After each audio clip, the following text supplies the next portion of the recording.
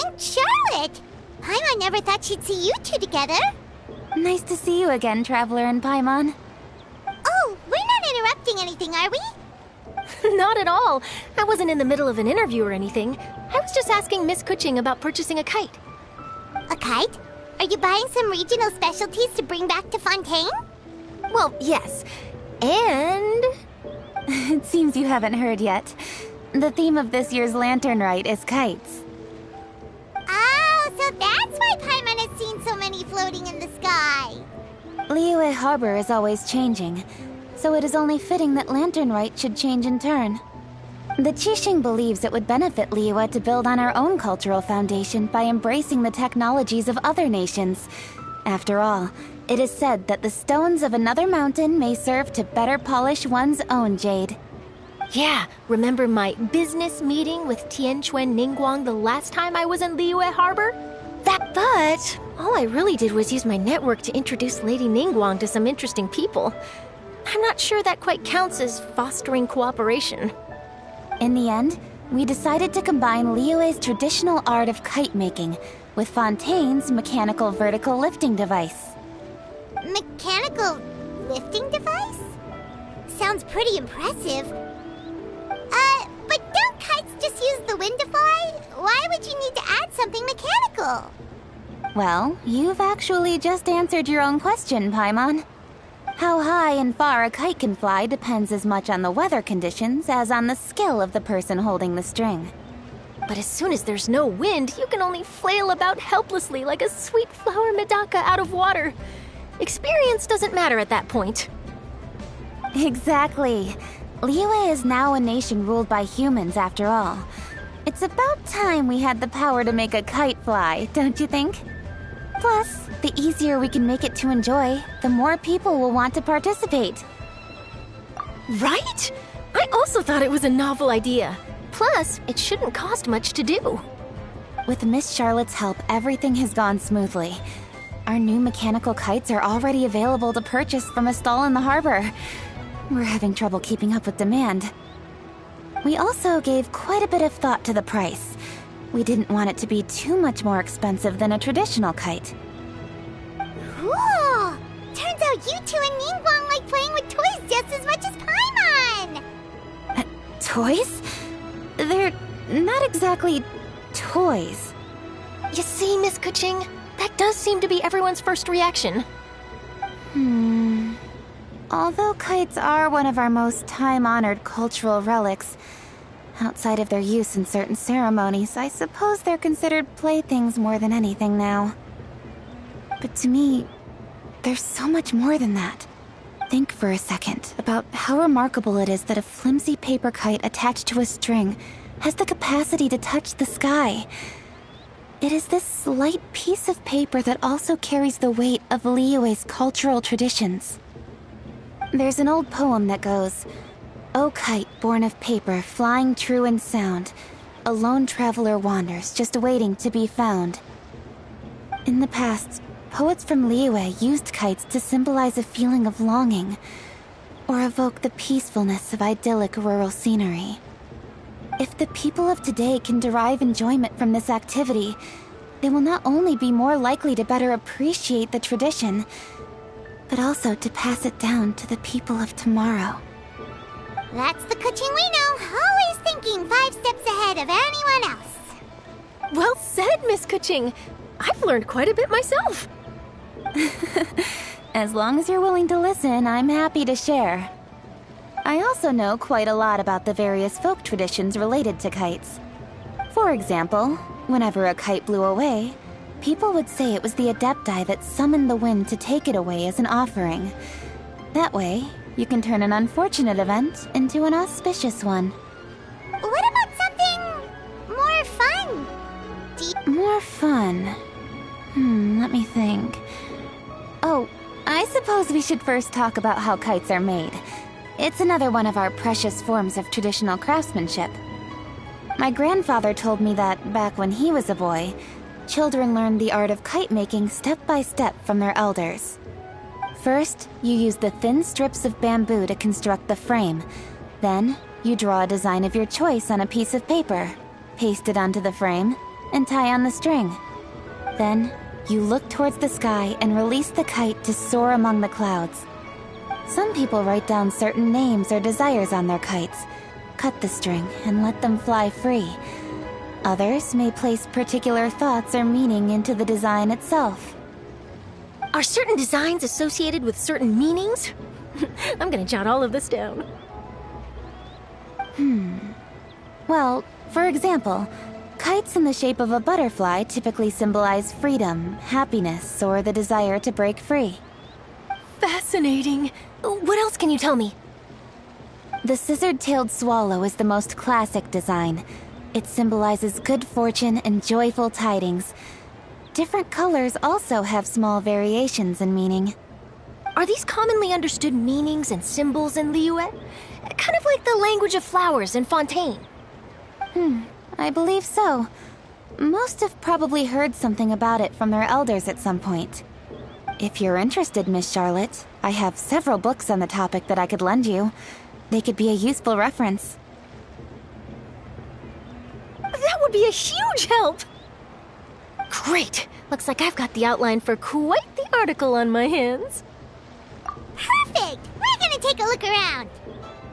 Then I'll show Miss Charlotte to my home for a little while. I almost forgot. The Ministry of Civil Affairs is hosting a kite flying contest on the night of Lantern Rite. If you're interested, you're more than welcome to bring a kite and participate. The rules are simple. Whoever flies their kite the highest and furthest within the time limit will receive a special honor along with a secret prize. I've already prepared more than enough empty film for the event. I can see the spectacle already. Oh, Paimon was on board the moment you said secret prize. Then I'll look forward to seeing your performance. You bet! See you then!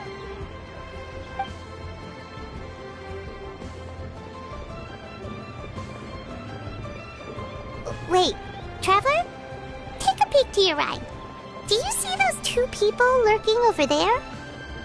Is it just Paimon? Or were they staring at us the whole time we were talking to Kuching and Charlotte just now? They seem fishy. Great, so it wasn't just Paimon. Do you think they could be treasure hoarders?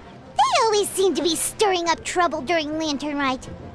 Oh, Paimon's sick of waiting around for something bad to happen. We should strike first, you know. Foil their plans before they even begin. You go right, Paimon will go left.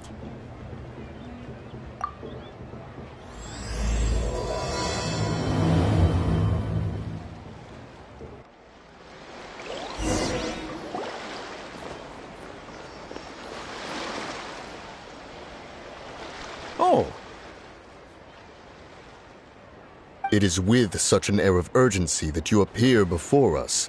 Your comportment suggests you believe us to have committed some heinous crime. Perhaps you could enlighten us as to your intentions. Whoa, where did this fuddy-duddy come from? You should be the one doing the enlightening, buddy. Don't think we didn't notice you eavesdropping. One look and we could tell you were up to no good. Tell us everything, starting with your name! One bears no secrets before two such as yourselves. You stand in the presence of the mighty and illuminated Adeptus, Moon Carver. For the purpose of this foray into the mortal realm, however, you may address one as Hojong. You kidding? That deer's got his head stuck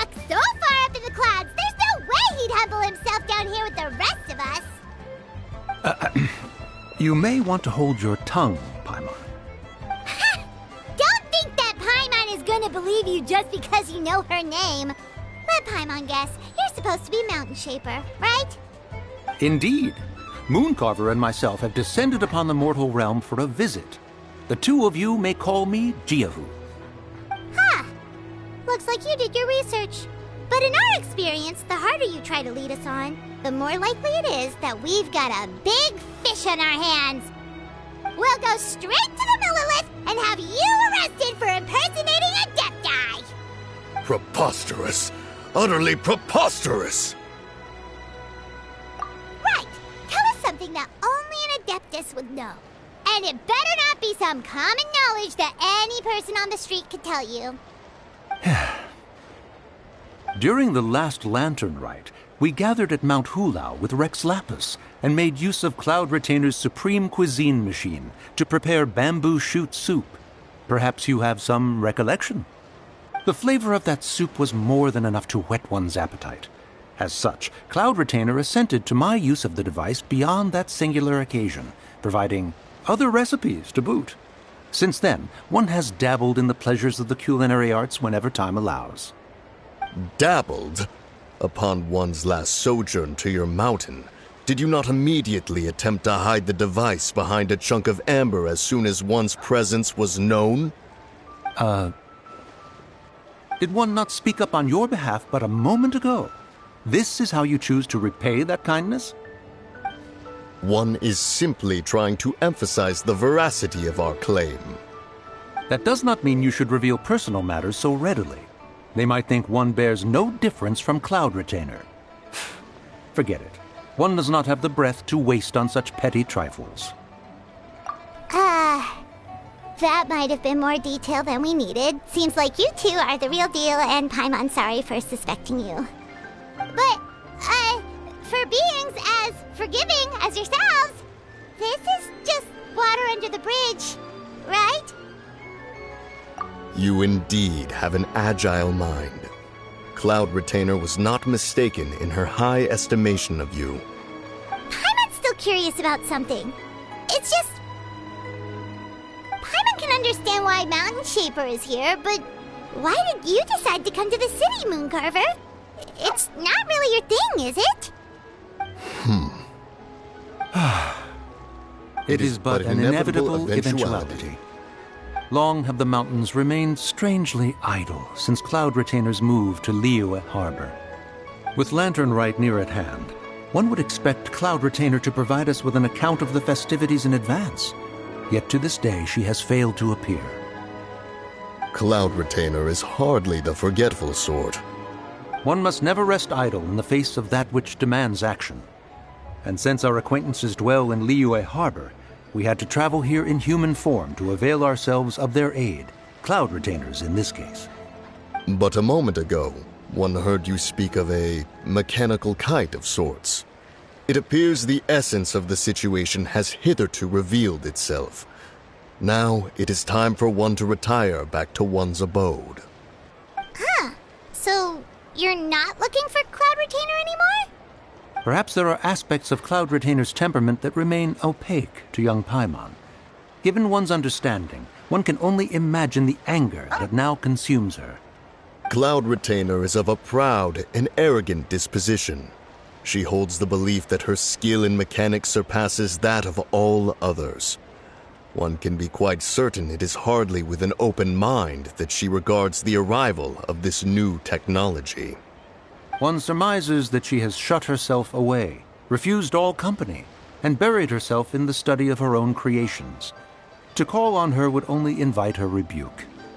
However, if you do happen to cross paths with her over the next few days, do pass along one's regards. Sure, leave it to us. Have a safe trip back, enjoy the scenery, and happy Lantern Rite! Thank you for your kind words. We shall now depart. We got all worked up for nothing, huh? All that trouble and it turned out to be people we knew all along. Well, it's still pretty early. Let's head over and check out the kite stuff. Paimon wants to see what kinds of kites we can buy to use in the competition. The bigger and prettier, the better.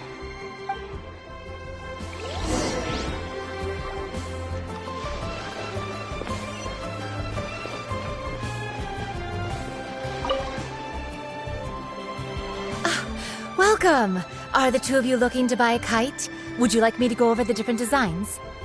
Ooh! A scissor can't swallow! And a butterfly! And... oh! Ah, this jade chamber design is our newest. It's been selling like crazy over the past 2 days. Does it also have a unique meaning? Of course. The jade chamber symbolizes wealth and abundance. The kite bearing its design is said to bring riches in the future to those who fly it. Oh, now that's Paimon's kind of kite! I apologize for the interruption, but are all your wares in order, Miss Genuine? Yes, they're just over there. The paper, bamboo, and dyes. All the necessary kite-making materials. Wonderful! I'll pack them up and get a guard to deliver the goods to Yilong Wharf for you. Yilong Wharf? Oh, wonder what that place is like during Lantern Rite. Paimon would love to go take a look. Well, if the two of you are interested in going to Yilong Wharf, then could I trouble you to find Gaming and deliver these goods together? Is Gaming the guard you just mentioned? Yes. The communications office handles shipments and transports around Liyue. He works for the Secure Transport Agency, one of our sub-organizations. The problem is, many of my colleagues have taken leave during Lantern Rite to spend time with their families. So, our available workforce has seen a dramatic decrease recently. If you were willing to help out, then I could get a head start on my next appointment. You do seem really pressed for time. Oh, wonderful! You will, of course, be compensated for your efforts.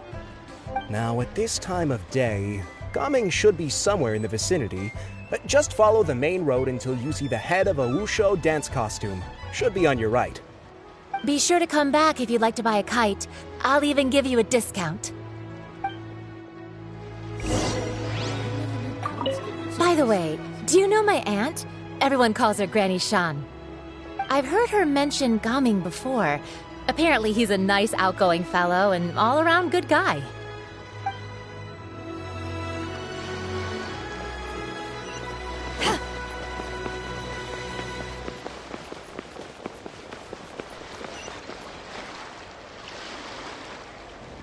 Wait, I thought we had an agreement.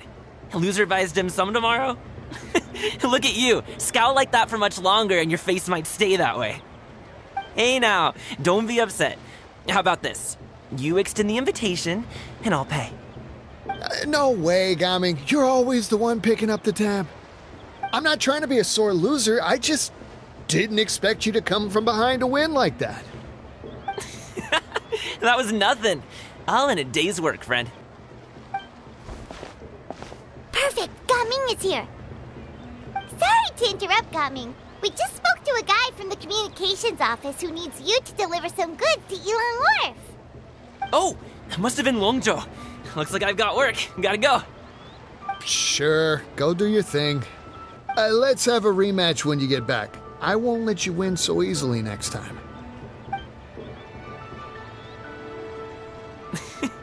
Alrighty, you can hand the goods over to me. Must have been heavy hauling them all this way. Let me take them off your hands.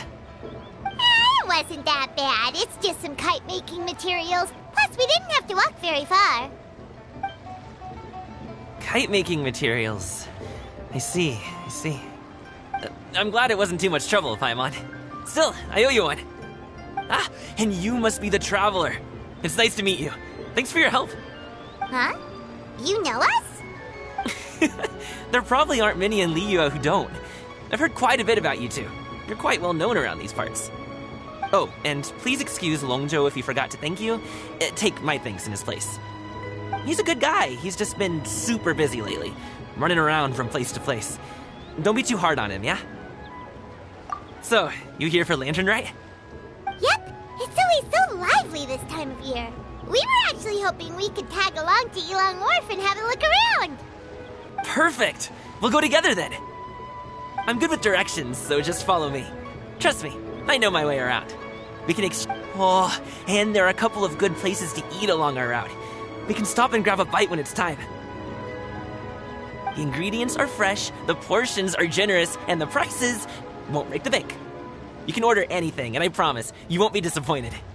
Order anything? Hey, did you really have to call your new friend? Don't worry, I understand. I joke around like that with my friends, too. Do you need to pack anything up before we hit the road? I can wait. Nope, our things are always packed and ready. We're pretty much travel experts at this point. Oh, that's right. Then let's get going. If we run into any trouble, you can count on me to protect you. I am a guard, after all.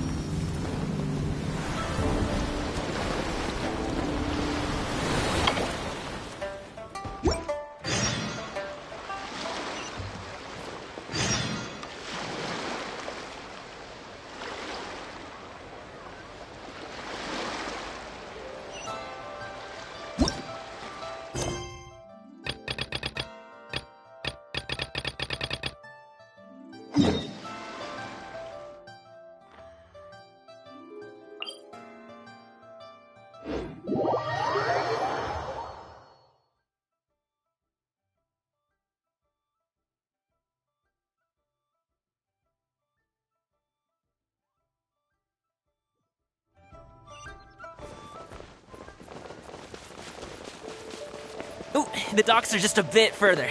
One step at a time. Hang in there.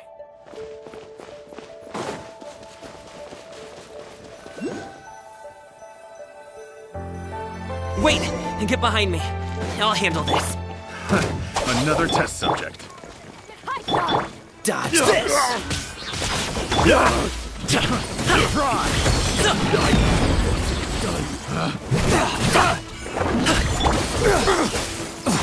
One taste of my hammer. Another test subject. This moment will be frozen in time. Our bond is strong.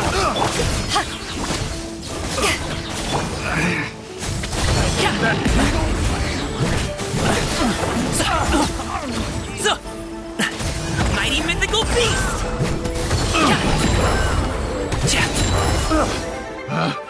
Picked the wrong test subject. Seems like we really can't go anywhere without running into treasure hoarders, can we? Yeah, it's not uncommon for deliveries to get intercepted. That's why this job needs guards like us. Paimon was impressed by your moves back there. You seem like a real pro at your job. Oh, that's not a skill I learned on the job. It's just a hobby. Have you ever heard of wushu dancing? Really? Wushu dancing is famous in Chunyu Vale. Performers might be invited to promote the opening of a business or to spread good fortune during a holiday season. But I must admit, it has nothing on the popularity of the Liyue opera. I'm also well aware that people in Liyue Harbor aren't exactly jumping at the chance to watch wushu dancing. So, it's not something I do full-time. Huh? You have 2 jobs? How do you have the energy to do all that? It's not that tiring. You just have to take a rest. Ah, Paimon gets it, so you must sleep a lot then. Not really. Just yesterday, I stayed up all night playing cards. Oh. Let's go. The docks are just up ahead.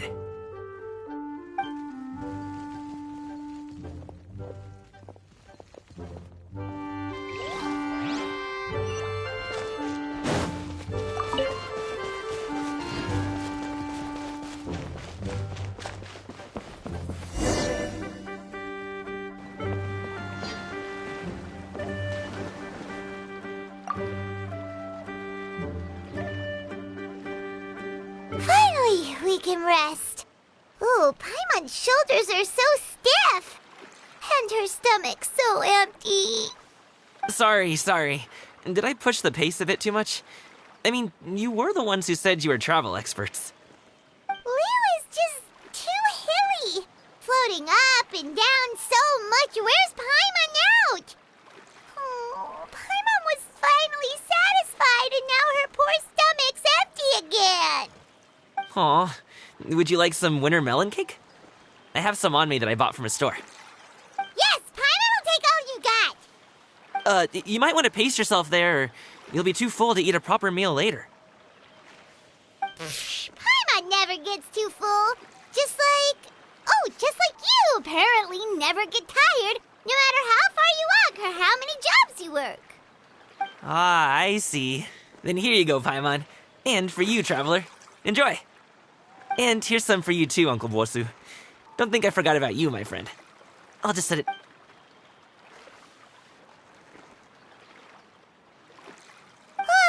That hit the spot.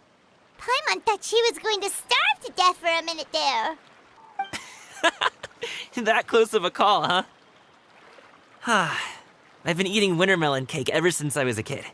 You can buy them from all sorts of places, whether it's a small vendor on the side of the road or a big restaurant in the city. But each place produces cakes with a slightly different flavor. If you like these ones, I can give you the address of the shop I bought them from. I'll just have to check when we get back. Oh, all my jabbering must be making it difficult for you to enjoy the scenery in peace, huh? Don't be afraid to tell me to zip it for a little while, okay? Really, I won't be offended. It's okay. Paimon is kind of enjoying listening to your chitter-chatter. Aw, a fed Paimon is a happy Paimon, huh? Hey, Paimon can be in a good mood anytime she wants.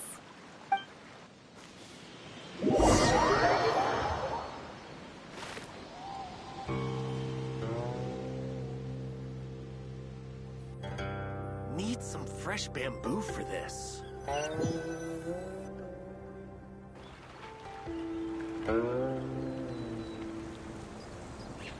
Woohoo! We're here! Don't forget your things, and watch your step as you get off the raft, or you're in for a swim.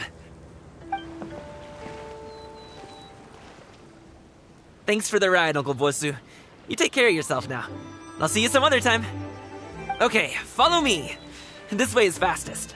We'll have to take the elevator up to the secure transport agency.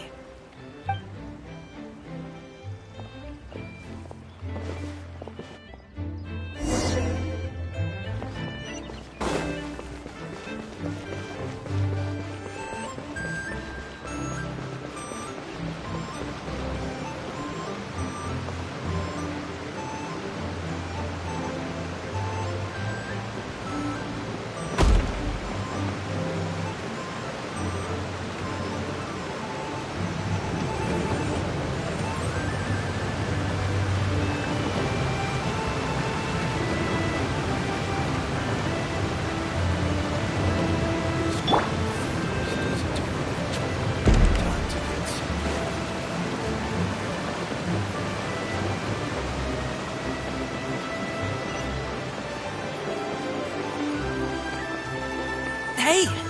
Slow down. I'm begging ya. What is it? No one's gonna try any funny business when the street is this packed, right?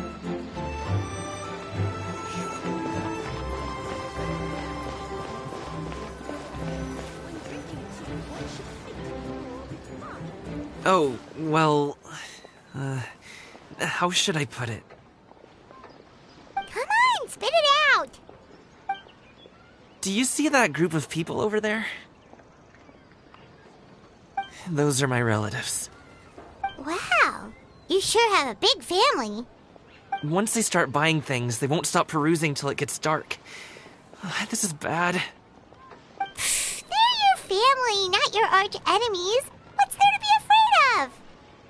Unless... Oh, did you do something horrible to them? No, it's not that. I'm just not that good at dealing with my family. It would be best if we could steer clear of them. I'll explain more when we have the chance, but right now, we've got a job to do.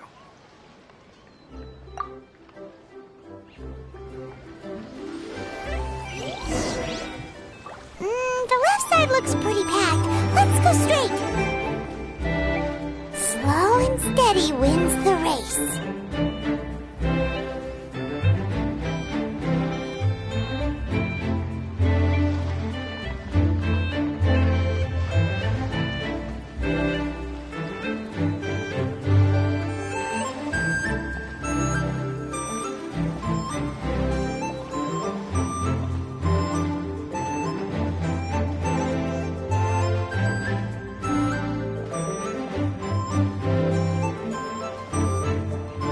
Let's wait here for a second. Maybe my aunt will leave.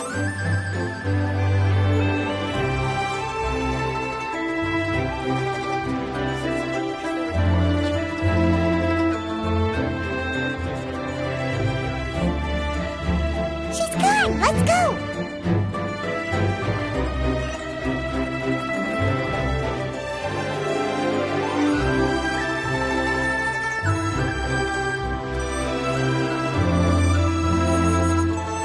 Turn left. Run!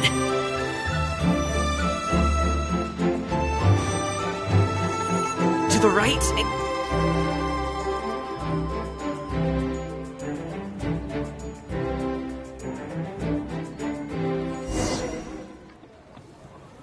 Wow, you guys are good. I'm impressed. That was nothing. It was a piece of cake. Oh, winter melon cake to be exact. You really liked it, huh?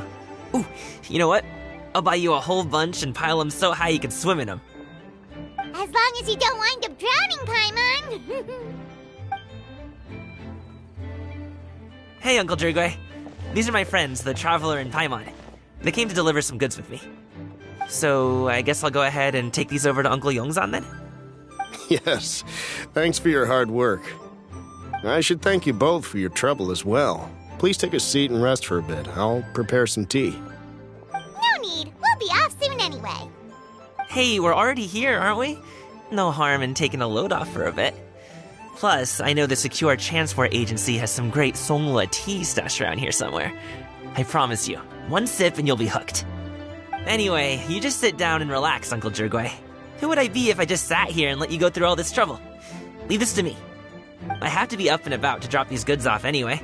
What's a little extra time on my feet? Oh, you aren't too picky, right, Traveler?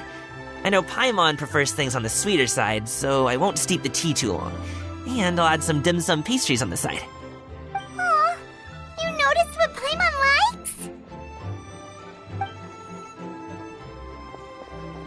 How long have you two known Gaming?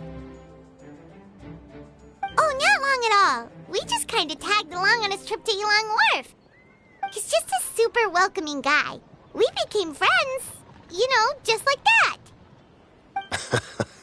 That's just how he is. He's the attentive sort. Really knows how to look after his own. A while ago, one of our guards had to take off work. Said his joints were hurting due to the rain. Gaming personally went all the way to Boo Boo Pharmacy to get some medicine for him from Dr. Baiju, then traveled through the night to deliver it back to him. That young man has such a good head on his shoulders. How can anyone not love him? I mean, there is his dad, but, well, ask anyone else. And... Uncle Yongzan says he doesn't have the personnel to spare for this delivery right now. So what do you think, Uncle Jirgwe? Should I go ahead and deliver it instead? It feels like we've troubled you enough already. It's kite-making materials, though. Could be for a kid. I'm sure the sender wants it delivered before Lantern Rite. Oh, by the way, here, have some tea. All right, then. Deliver it if you want to. Ooh, are you free in 2 days? How about we grab some dim sum from Shinya Kiosk? My treat, and don't even think about trying to pay.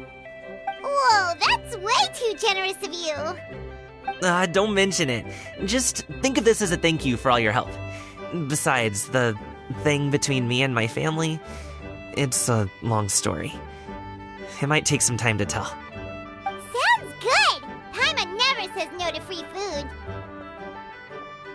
Alright, then I'm off. See you in 2 days. Oh, and Paimon, make sure not to eat too much before then. Don't say I didn't warn you. Is he underestimating Paimon? She's just gonna have to show him how much she can really eat. Anyway, is Gaming's family situation really that complicated? He has such a happy-go-lucky personality. Plus, he's an enthusiastic and diligent worker. It's hard to imagine a guy like that being troubled by much. How should I put it? Since he already plans to tell you himself, you don't need an old man like me to add my 2 cents. You seem to be around the same age, so you might have a lot in common. Perhaps you could help him talk things through. Consider it a favor to me. If you have the time, maybe you can make a little flag for us to wave about. It can say, "We provide aid in spades." Couldn't hurt. Well, I can certainly arrange that. Is there anything else you wanted to say? Wait, seriously? Paimon was just if you're going to get us something, she'd much rather have wintermelon cake instead. Seems like Gaming really has rubbed off on you. Would you like some more tea? I think there's some left. No thanks.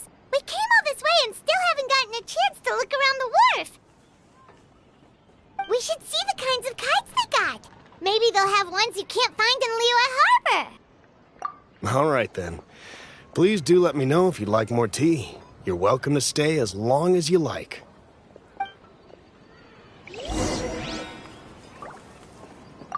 Gaming is a good kid. I just wish he could reconcile with his family. You're around the same age, so he might listen to you. Please talk things through with him. Only with solid practical training can you unleash real punches.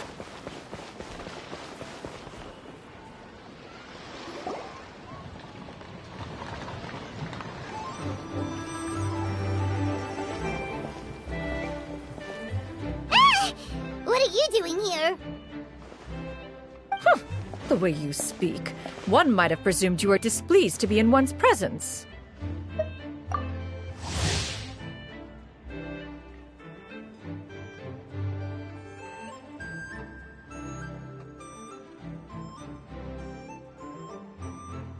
Take note, Paimon.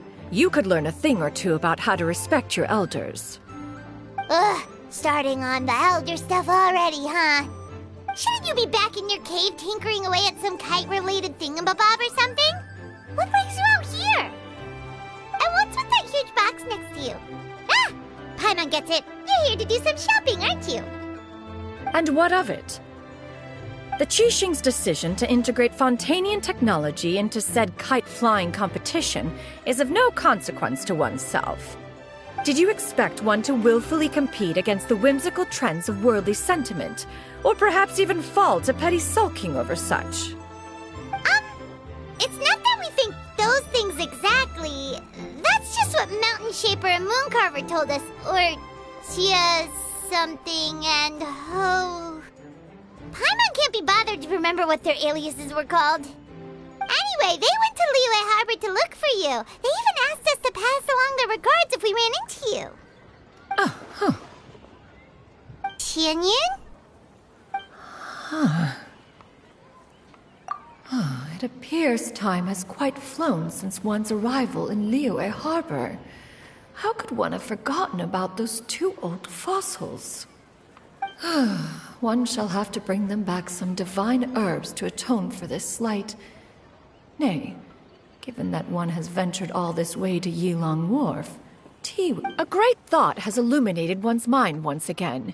One is reminded that certain purchases have yet to be made. Perhaps you two could wait here whilst one performs this task. It'll be but a moment. Huh? Wait, here? You really just gonna ditch us here to watch your stuff? Oh, that woman really just does whatever she wants. Hey, not you too, Traveler! Oh, all this Paimon ditching is super not appreciated. Just come back soon, okay? Paimon doesn't want anyone to try and steal the stuff. Welcome. Please have a look around. We only sell teas of the finest quality, sourced directly from Chaoying Village. Might I recommend the Sunglo variety? It's one of our specialties. Now, that sounds promising. One will bring some back for those old fossils, and all will be well. 2 boxes will do. Wonderful. By the way, we're actually running a special Lantern Rite promotion. Buy 3 boxes, get 10% off. 4 boxes will net you 20% off. 20% off 4 boxes. This merchant strikes a fair bargain. One might as well give some to Morax and Ping, too. Then 4 shall suffice. I see. Are you intending to give these as gifts? If so, perhaps I can interest you in these exquisite gift sets. Buy 10, get half off. Look at the magnificent design, and the red ribbon gives quite the festive flair, don't you think? Such a gift would be sure to impress any lucky friend or family member. 10 boxes. Seems rather excessive. But if one factors in the conqueror of demons and one's disciples... 10! A nice round number, don't you think? Of course you do. I'll even shave a little extra off the price for you. That is agreeable. I will have these boxed up then. Of course, right away. I see you have quite the eye for fine items, mademoiselle. Perhaps some of my wares might also be of interest to you. I'm a toy merchant from Fontaine. You'll get nothing but the finest and most intricate clockwork toys Mora can buy here. Each one sure to be a source of endless amusement.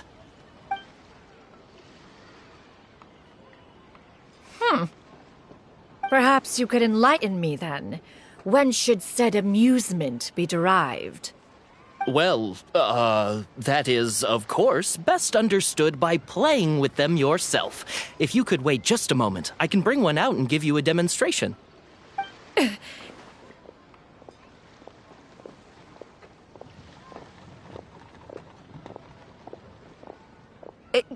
There is no need for that. Mademoiselle. Give me your newest and finest model, and be sure to package it securely. Ah, of course. Here you go. The instruction manual is... I can do without, thank you. Many watchful eyes surround this place.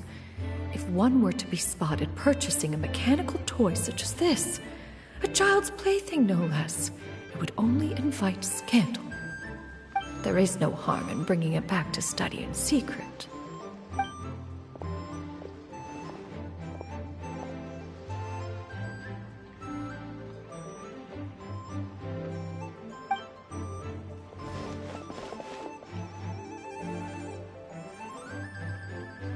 Oh, Xianyan, did your shopping go smoothly? Naturally. One may not delight in social interactions, but that does not mean one lacks said faculties.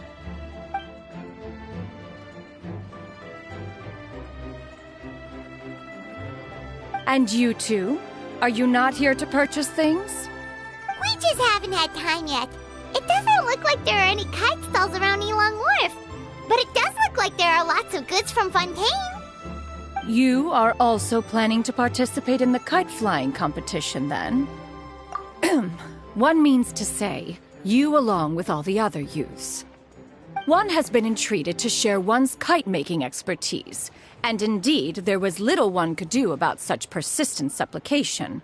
One moment energetic and earnest, and dejected the next. One had no choice but to acquiesce to these requests, and thus... one will be organizing a kite-making workshop to provide personal instruction in this art form.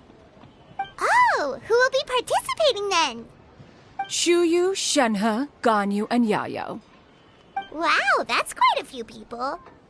Also, this is all pretty well, Xinyun, but it's not like you have to make your own kite to participate in the competition. You can just buy one ready-made and call it a day. Ha! You speak of those equipped with the mechanical lifting device, do you not? 'Tis nothing but a crude piece of mortal machinery. The mechanism that one has developed was the fruit of millennia, of meticulous study. Let us not speak of the source of the mechanism's power, but rather its structure. It is composed of materials as light as bamboo and as strong as iron. This composition grants it the lightness of weight to ascend into the sky and the durability to follow the wind for many a mile. It is built with a series of intersecting rods that... Never mind. It is unlikely the two of you will understand, even should one expend the effort to explain. One is better off saving one's breath. It sure seems like you want to talk about it, though. So... will you be attending the workshop or not? Huh? Wait, you've been trying to invite us this entire time? All right then. No need to prepare the materials in any case. One has it all sorted. Arrive at Mount Outsong in 2 days. I shall be expecting you around midday. Are you leaving? Don't you want a guard to help you with that big box of yours? Surely you jest. One goes as one pleases. For what reason would one need to rely on another?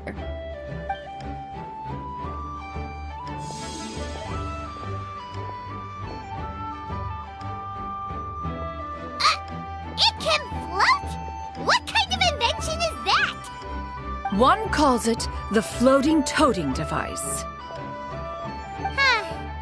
She seems pretty proud of that one. Look at her walk down the street. She seems so confident, but everyone around her is looking at her all funny. Paimon wonders... never mind. But anyway, that box of hers seems to be full of those mechanical lifty thingamabobs. Not that Paimon was peeking or anything. She just, got a bit unsteady for a second and accidentally brushed the embroidery on top. And wouldn't you know it, all the stuff inside almost came bursting out. Paimon even went out of her way to keep it all together. All Paimon say is that Shenyun sure does try hard to save face. What did she call it again? A crude piece of mortal machinery? Paimon bet she just can't wait to take it apart and see how it's made. Totally.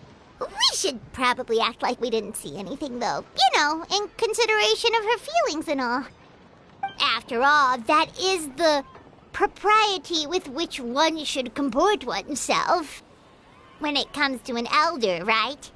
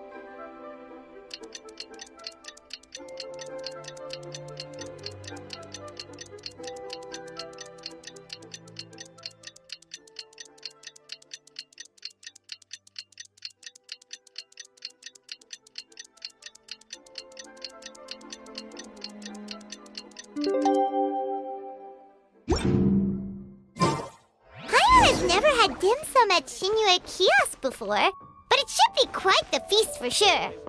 Ooh, and that's Paimon's stomach right on cue telling her it's time to go find Gaming. Let's go!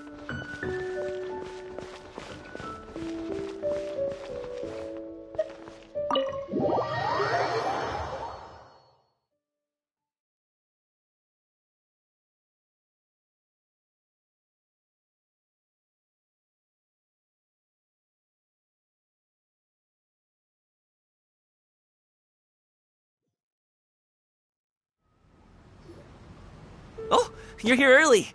I just ordered. The food should be out in a second. Sit down, sit down. Let's all take a seat. Here, hand me your cups. Oh, thank you. Wait, you weren't supposed to drink that, Paimon. That was for you to rinse your utensils. That's a thing?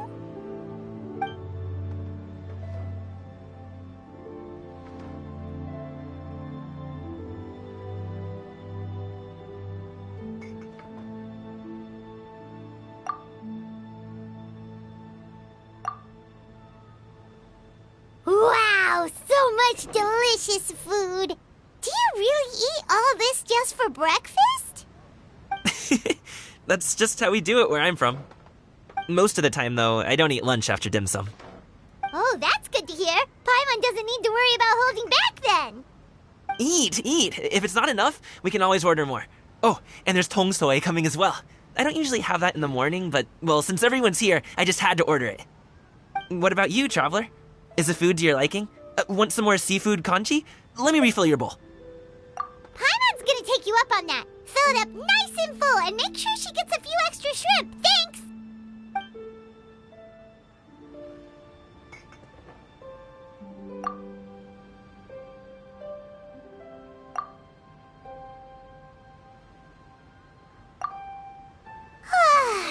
So full.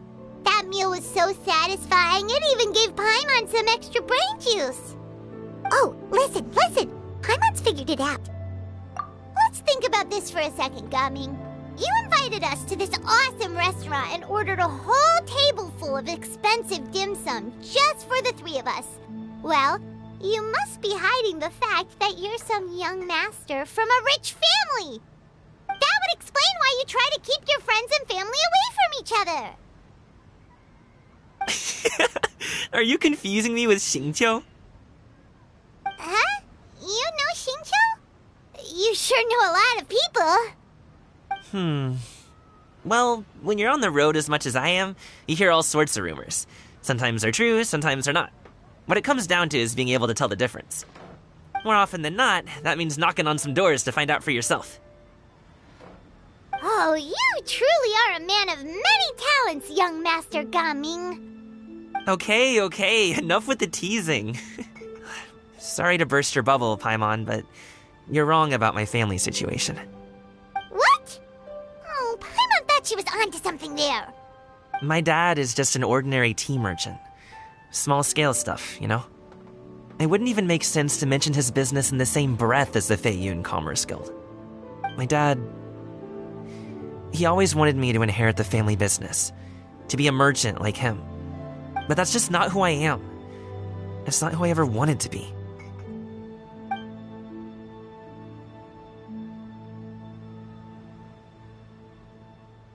Have you ever talked to him about it? You know, about your interests and aspirations and stuff. Of course I have. I told him I wanted to be a wushu dancer. That I wanted all of Tevat to see what I could do. According to my dad, though, that wasn't a real job. Just a child's pipe dream. Oh, that's terrible. I'm sure he thought I would come around eventually, but wushu dancing has always been the only thing I wanted to do. One day, he tried to get me to visit some other tea merchants to start building the right relationships, but I refused to go. We got into a huge fight. We were this close to throwing hands. In the end, I was so angry that I ran away from home. I haven't been back since. Don't get on my case just yet, okay? It's not like I think I'm completely without fault. No, I know that it wasn't the right way to go about things. But my dad's stubborn. No matter how hard I tried to convince him, it just went in one ear and out the other. There was no changing his mind. I knew talking would only get me so far, but if I made it big in Liyue Harbor, the results could speak for themselves. Gaming. But I'm sure you both already know how that's going. Wushu dancing's just not that big in Liyue Harbor. In the past, I would go door to door from store to store, asking if they would be interested in hiring a performer. Most times, I wound up eating nothing but humble pie. And you can't just rely on dreams to put food on the table, right? So, I found a job as a guard to make some money. And now I have enough to get by and then some. Still, change takes time. Gotta take it slow, you know? Paimon understands. Okay, enough of all that serious talk. Our tea's getting cold. Ooh, let's do something fun this afternoon. What do you say, huh? I'll organize. Actually, we kinda already have plans this afternoon. We told Xianyun that we would go to her kite-making workshop. Oh? Are you interested in kite-making, Gaming? Oh, no. It's just that I happen to know Auntie Xianyun. That title certainly humanizes her a bit. Oh, I know that she's an Adeptus. I met her during a delivery once. But hasn't she been in the city lately? She's even tried, with some limited success, to change her terms of self-address or something like that. She came to see me a few days ago to ask about luminescent dyes. Oh, wait a second. She doesn't plan on putting those on a kite, does she?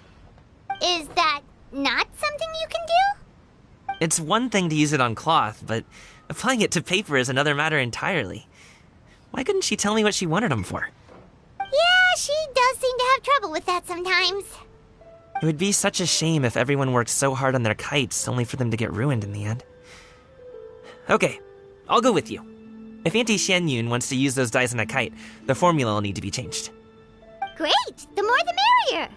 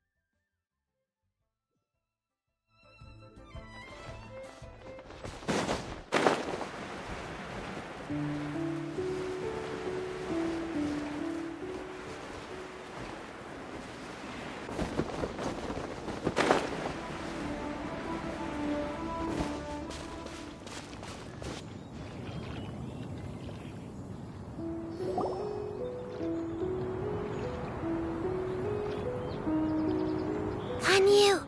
Ganyu! Come on, wake up! Some friends have arrived! Hello, friends.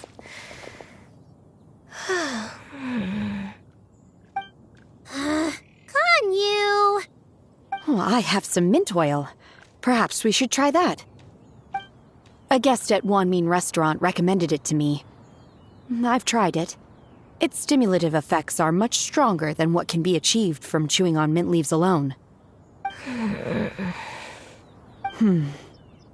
Apologies in advance.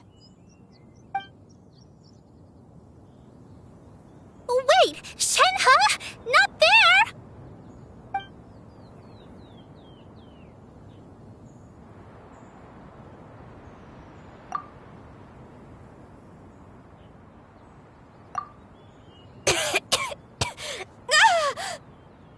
See? It worked. She's awake. Are you okay, Ganyu? Do you need some water? Or maybe something to eat? I'm fine. I just feel chilly all over. Huh. Was it that effective? Chilly, huh? Master always says a cool head leads to a calm heart. So, does this mean that heat's what we need to help you, Ganyu?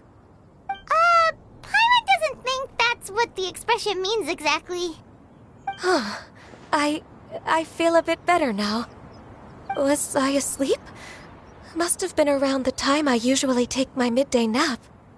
Did you not sleep last night? That does seem to happen to you often. Perhaps you should come work at Wanmin Restaurant with me. We get off at 10 on the dot every night without fail. I could never. I'm sorry. I seem to have missed your name. You are... Me? My name is Gaming. I work as a guard for the Secure Transport Agency. Gaming. The name sounds familiar. I believe I've heard your name mentioned around the Ministry of Civil Affairs. People tell me you're an extremely enthusiastic worker, and you are very generous with your help. Well, you know me. Or, I guess you don't. My name is Ganyu. This is Shenhe, and this is Yao Yao. It's an honor to finally meet you all. Oh, you must be here for Auntie Xianyun's kite-making workshop, right? Yes. I have neither made nor flown a kite before. As long as Master is willing to teach, I am willing to learn. Me too. I want to participate in the kite flying competition with my best friend. Plus, it's more meaningful if you make the kite yourself, right? Your best friend didn't come with you? Well, Chi-Chi's been super busy helping Dr. Baiju lately. I'll meet up with her later and give her a huge surprise. Oh, I also brought bandages and ointment with me today. It's easy to cut yourself when working with bamboo, so I thought I should come prepared. Wow, you're really thoughtful. As for myself, I'm afraid I lack some of my companion's enthusiasm. I was originally planning to buy a ready-made kite and just enjoy the festive city atmosphere with everyone. But Cloud Retainer is always going out of her way to look after her juniors, wanting us to have the best there is. She always puts us before herself. It was so thoughtful of her to arrange this workshop, so I simply couldn't let such consideration go to waste. My motivation for being here might be a little different, yes, but I'm ready to put in just as much effort as everyone else. Well, we're all here, but where the heck is Xianyun? Shouldn't she be here by now? Who is it that speaks of oneself in such an ill-tempered tone? Oh, come on! You clearly heard Paimon! Master stopped to buy grilled tigerfish to share with everyone. Come get it while it's still warm. Oh, Paimon, sorry, Miss Illuminated Bird! Paimon always knew you were the smartest, coolest, and prettiest Adeptus. Someone as wonderful as you is sure to have brought enough for Paimon as well, right?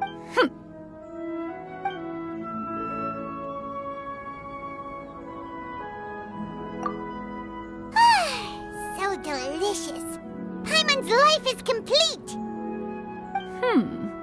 It appears that we've ended up with quite a few participants indeed. Go ahead and divide yourselves into small groups. The materials are over here. The regular dyes and luminescent ones have been clearly marked. Use them as you see fit. As for how to make the kite, one assumes you all made sure to listen to the instructions one provided while we were eating. Yes? Are there any questions? Paimon may have focused a little too hard on the eating and less on the listening. Paimon knew she could count on you, Traveler. One will wait under this tree and avail oneself of the cool air while one digests. Do not hesitate to seek one's company if you have any trouble, questions, or simply want to chat. We're not in any hurry to get started. Why don't we go see what the others are up to?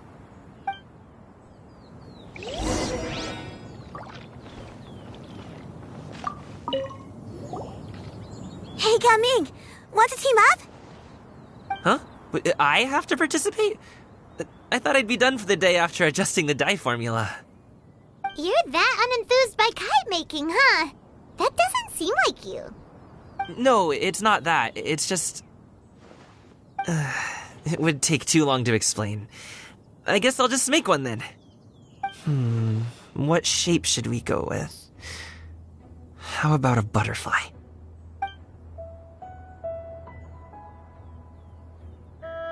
What do you think, Shuyu? Is there a particular design you want? I want a swanee! That might be a little hard to pull off. True, but I still want to try. They're super cute. Okay, it's decided then.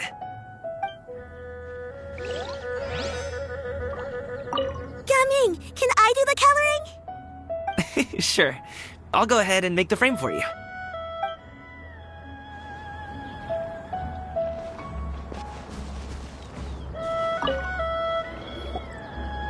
Auntie Cloud Retainer, look! Am I doing it right? Very good. Your frame is nice and sturdy.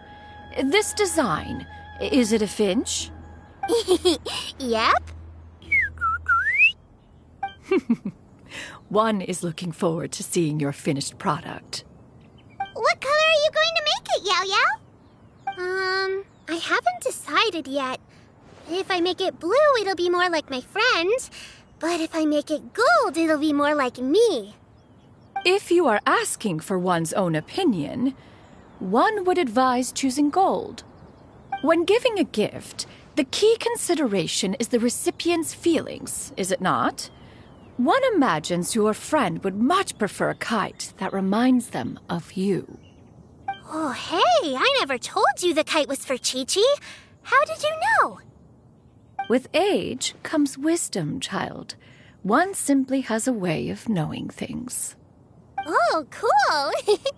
Thanks, Auntie Cloud Retainer. I'm gonna start painting it gold right now. Good. One will watch. You two seem strangely unoccupied. One was under the impression that one was supposed to be doing the relaxing. Is your kite finished? We actually haven't started yet, but we're going to start, right now.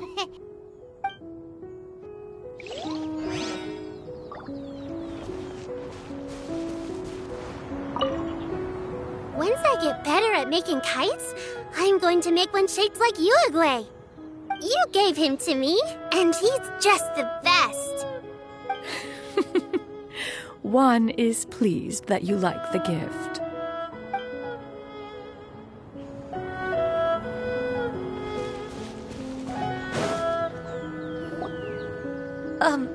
Shenhe, it would be great if you could refrain from putting things on my horns from now on.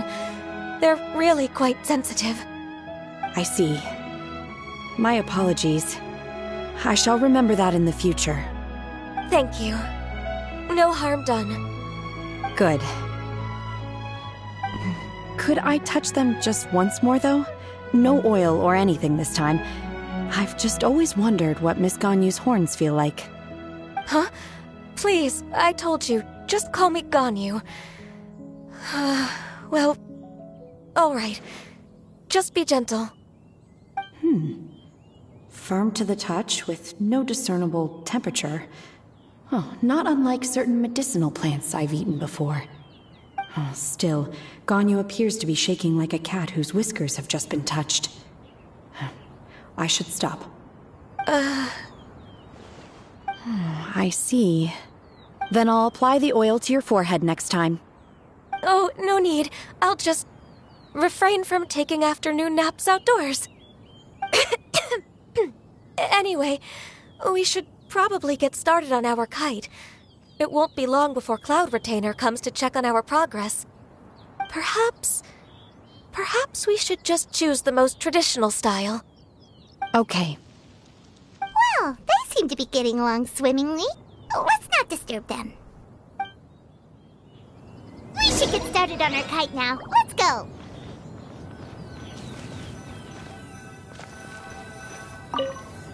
The scissor-tailed swallow sure takes a lot of curved bamboo rods to build. Ugh. It broke.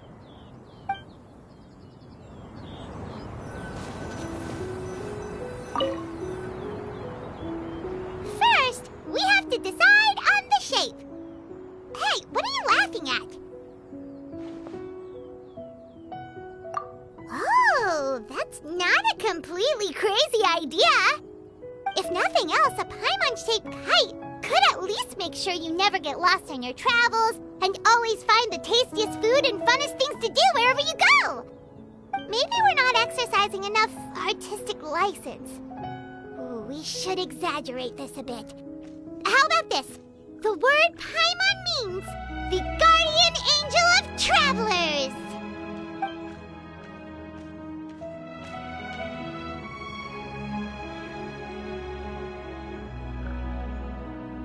Now, what expression should we give her, since the kite is going to be flying super high in the sky?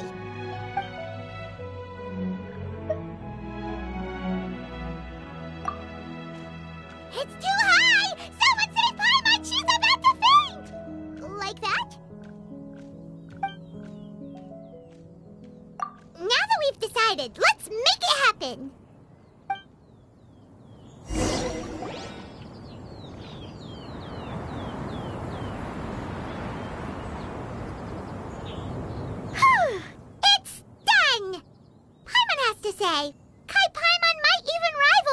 Paimon in terms of cuteness. Now we just have to attach the string, right? All right, gather around, everyone. Oh, Shenyun's calling us!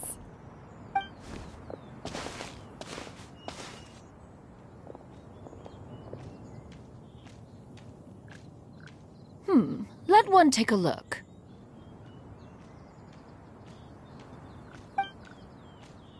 Wow! Ganyu and Shenhe made a scissor-tailed swallow! It's so pretty. Yep. The coloring makes it look a lot like Master. If the tail wasn't split in two like that, it might even be a spitting image. If you look closely, there are a few spots where the colors go outside the lines. Did you doze off while painting it, Ganyu? I did the painting. I stared at the paper for quite some time, but I simply could not recall the coloring of any bird. Except Master. Or should I say that I'm too familiar with her crane form? Even when she stands before us in human form, all I can see is blue and white.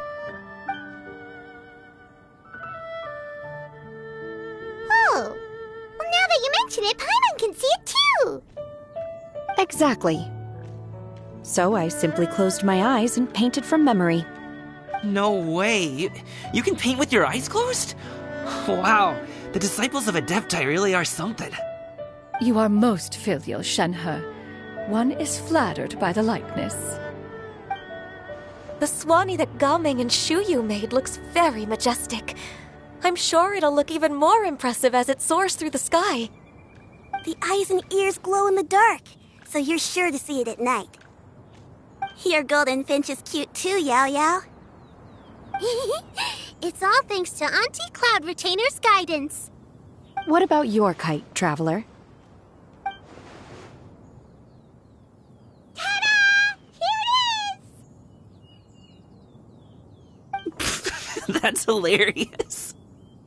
Why does Paimon feel like you're laughing at her and not with her? I'm just admiring the expression you chose. Whether the kite soars high in the air or comes crashing straight to the ground, it's still fitting. That's quite the impressive feat, actually. Is that the Jade Chamber? Oh?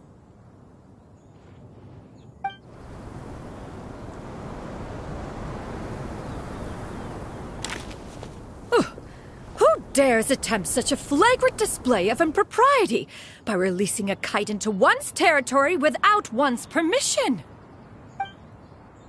Oh, and to do so by making use of this crude piece of mortal machinery.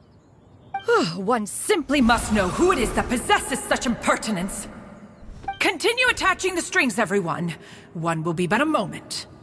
Cloud Retainer? Traveler, Paimon, could I trouble you to go after Cloud Retainer? Master's going to be okay, right? I'm more worried about the person who released the kite. There's wind up ahead! Looks like we can glide over! I hope the person who released the kite is going to be okay.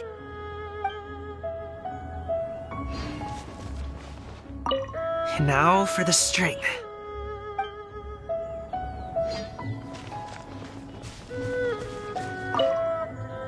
Please look after Master for me.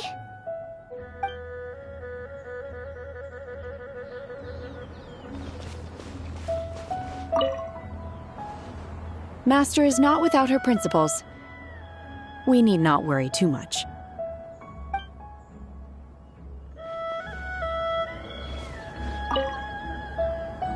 Be careful, you two.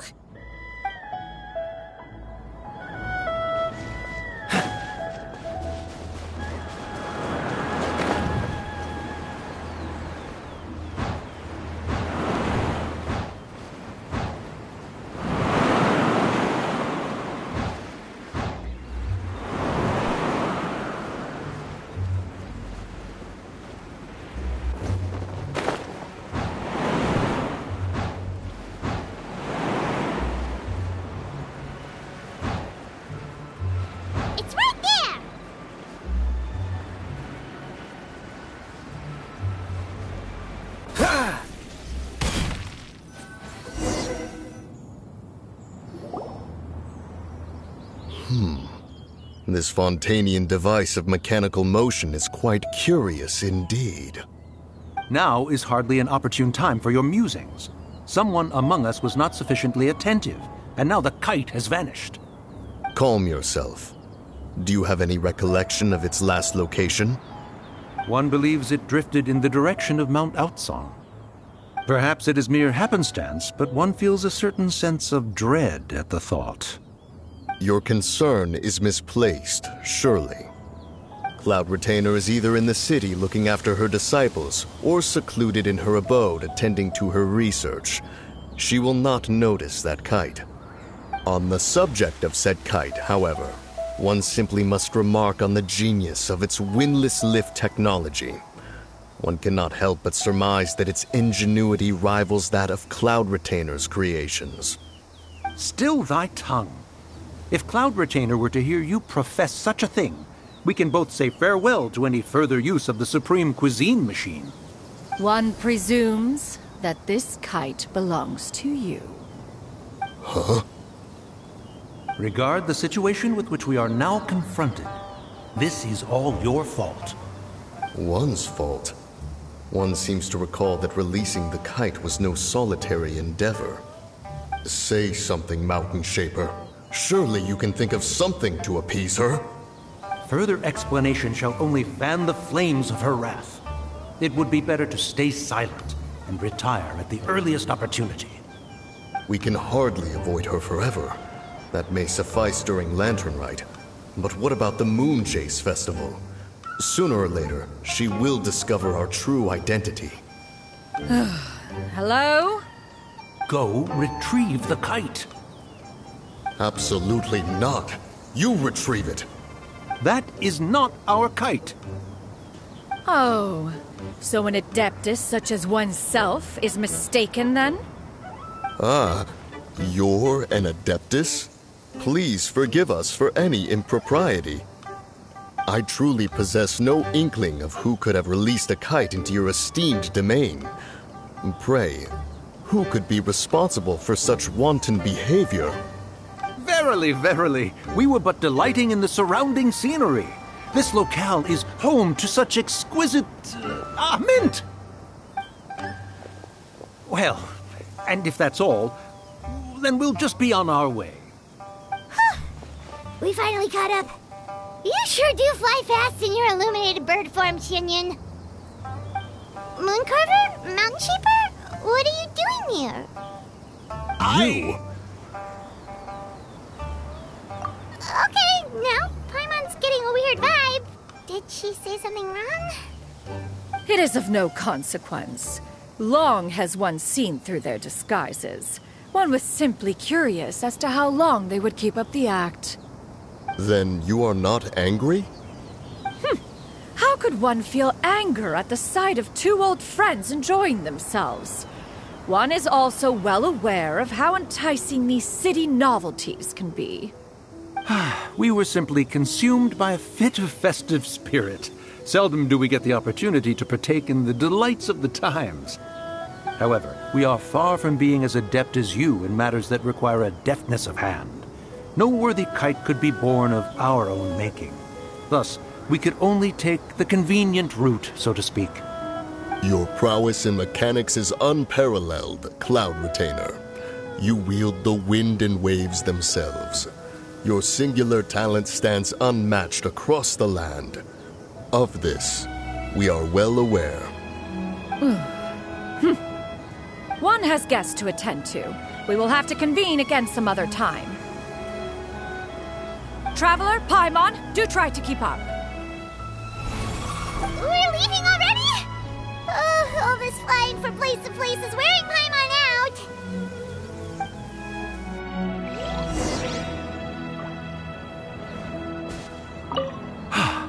It seems that one's concern was misplaced after all. Then, should we continue flying the kite? A splendid suggestion, but it would be advisable to change locations. Perhaps your mountain would suffice? It is more than spacious enough. A fine idea. A fine idea indeed.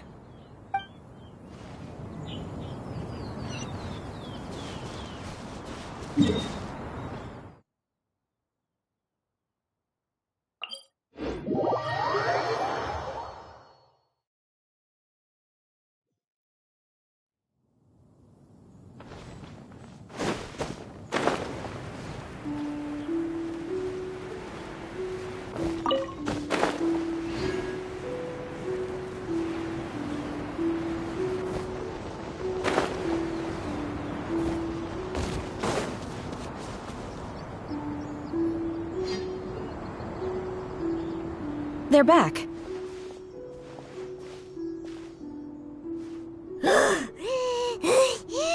Paimon's pooped. Hi. Why are there only 2 of you left? After you left, Yao Yao and Shu Yu tired themselves out playing with their kites. Gao Ming offered to escort them home. Before he left, he said something that I don't quite understand. Oh? What did he say? He said, a kite is always tied down no matter how far it flies or how high it soars. Its tether prevents it from ever truly flying free. He looked quite dejected as he said this. Now that you mention it, Gao Ming did seem to have a rather strange attitude towards kites. A reflection of himself. If I were a kite, I would cherish that tether as a symbol of kinship and the bonds that tie us and... Shenhe? It may be an exceedingly slim and distant connection, but lose it, and you lose that which links you to home. If Gao Ming truly sees a kite as a reflection of himself, then I fear I understand his words even less.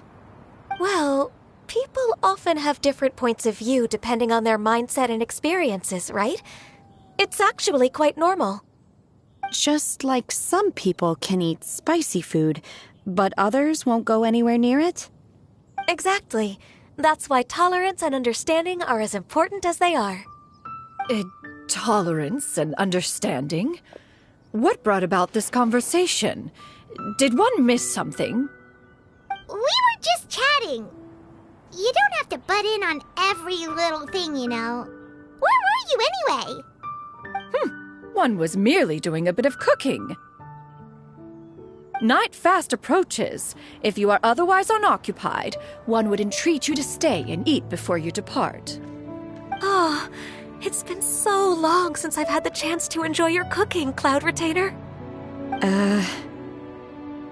Worry not. One has prepared a variety of meat and vegetable dishes. One is more than familiar with everyone's culinary proclivities. Shenhe, Ganyu, come with me.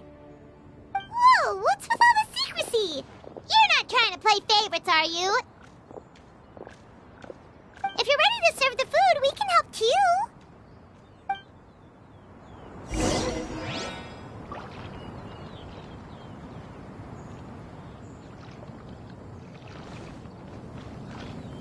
What's the hurry? Cool it!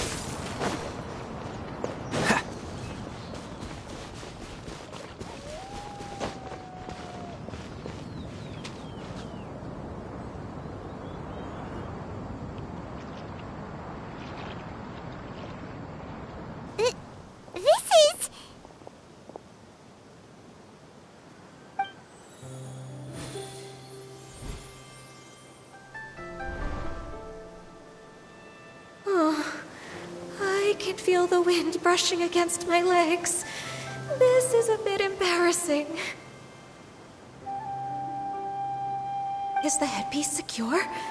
I should have asked Cloud Retainer to check before I stepped outside.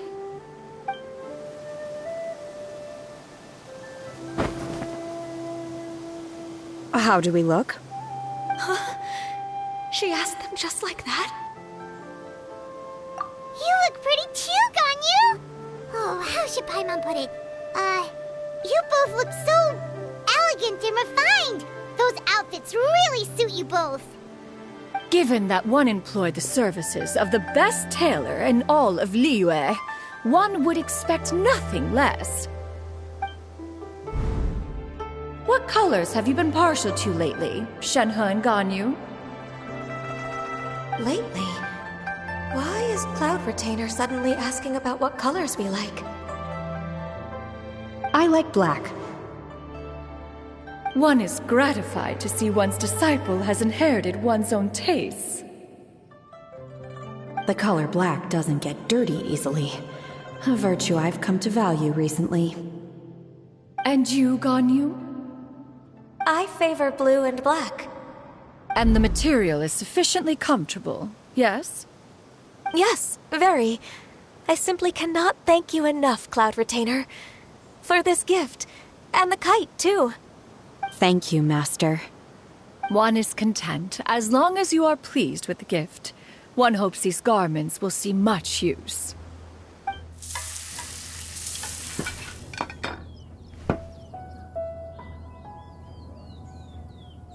Seems like your supreme cuisine machine is just getting better and better, Xianyun! This golden crab's particularly good. The shell's deliciously crunchy, and the meat inside is so succulent and sweet! Paimon can't stop eating. It's a good thing Gaming isn't here, or Paimon would have to duel him for the food. You know, with chopsticks. He traveled all this way on account of the kite-making workshop, and he spent the whole afternoon looking after Shuyu. One was hoping to treat him to a meal. Oh well. One will just have to extend one's thanks in person. It's rare for someone to make such a good impression on you, Cloud Retainer.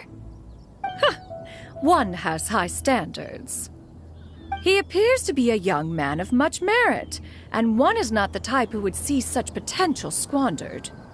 It appears that he wishes to break free from the kite string that tethers him. Kite string? Huh, what strange metaphors you speak in, Shenhe. Ever since you returned from one mean restaurant, your turns of phrase render one at quite the loss. Where do we even begin? Oh, do you know about the conflict between Gaming and his dad, Xianyun? One has only heard that the two are not on good terms. He ran away from home and hasn't been back since. Oh? Ran away, you say? Oh. One believes we would all benefit from a more thorough retelling. Start from the beginning. Oh, okay. Paimon just hopes he won't mind. What? This shall not do. Lantern Rite fast approaches. We must make haste. As one was contacting various tailors around Liyue, one could not help but be reminded of Menogias. He possessed a singular talent for clothing design. He had an exquisite eye, not just for fabric selection and color pairing, but also for what accessories could best accentuate a garment's overall styling. At a gathering of Adepti, Bonanis once complained in secret to some of the ladies in attendance that the skirt Menogias made for her was too long and impractical, lamenting that it would only hinder her in battle. However, when one asked Menogias his opinion, he remarked that the train of the skirt would serve to enhance her adeptal countenance by exemplifying a certain elegance. Menogias was that type of person. When it came to topics relating to garments and accessories, not even Rex Lapis could best his stubbornness. And later... one seems to have strayed off topic. One means to say that Lantern Rite should be a day of reunion. It is a time to address problems before they turn into regrets. Fate is fickle. The cruel reality of this world is that suffering and misfortune can befall any of us without design or reason. If there is a chance for young people to remain insulated from this reality, one should do one's utmost to make it so. That's nice and all, but... Do you have any ideas, Cloud Retainer? Perhaps adeptal arts could be of use. No. Mechanics, perhaps. One fails to see its use in a situation such as this. Is there anything I can do to help? Combining our efforts is a fine idea indeed. Aha! One has an idea. How about this? Does that make sense to everyone? Yep. Oh, Paimon really hopes this works. One's designs never fail. Now then, I counsel rest for all, and to make the necessary preparations. One shall see you in 2 days.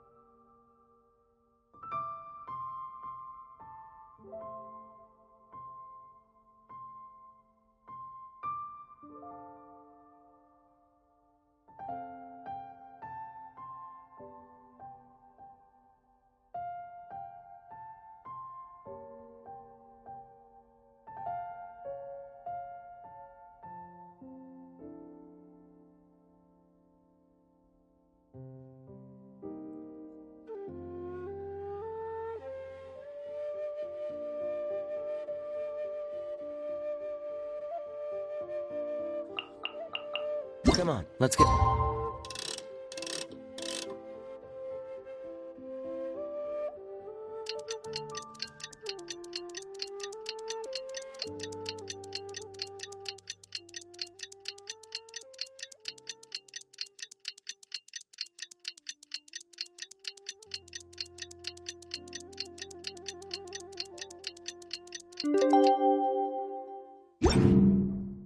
We're not Time to carry out the plan!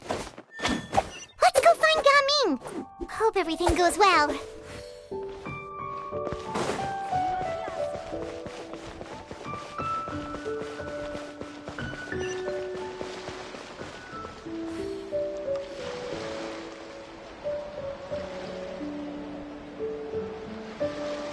Hi, Gaming! Paimon sees you've certainly gotten an early start this morning. Playing Who Won This Time? You the one buying dim sum again? Hey, when you put it like that, it makes it sound like I'm always the one losing. Ah, perfect, you're all here. There's an important commission I need your help with. Alright, I've got the time. Where are the goods? It's not just goods this time. I need you to escort a tea merchant and their wares from Chaoying Village to Liyue Harbor. A very important client has requested to meet with him. Sure. What's this merchant's address? Here. If the client's that important, then this must be a very crucial, very pressing commission, right? Of course, the sooner you complete it, the better. I would advise you to depart as soon as possible. Alright, don't work too hard now, Longjo. We'll set off then.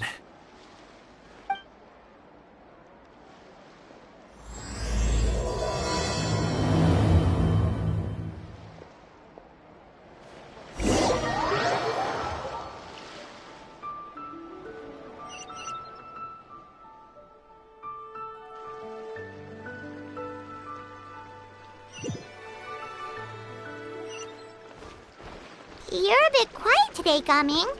Oh, do you want Paimon to tell a story? We're almost there. I'll take a rain check on that.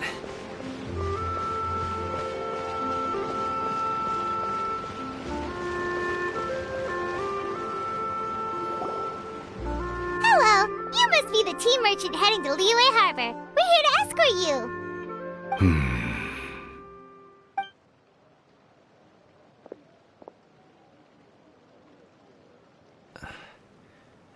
Dad? Oh, so you're Gaming's father. It's nice to meet you. Just leave this delivery to him. Trust Paimon, he's got this in the bag. Gaming is super good at what he does. Everyone at the Secure Transport Agency says as much. Even the Ministry of Civil Affairs has nothing but good things to say about him. Seems like you've made some sort of name for yourself at least. The goods are all in order? Yes, they're all here. Then let's get going. A very important client has asked for you by name. You kinda have to come with us. Paimon doesn't know how we would explain ourselves if you just didn't show up. Plus, you'd be missing out on a huge money-making opportunity. I see. I suppose I will have to trouble you all to escort me, then. Let's go.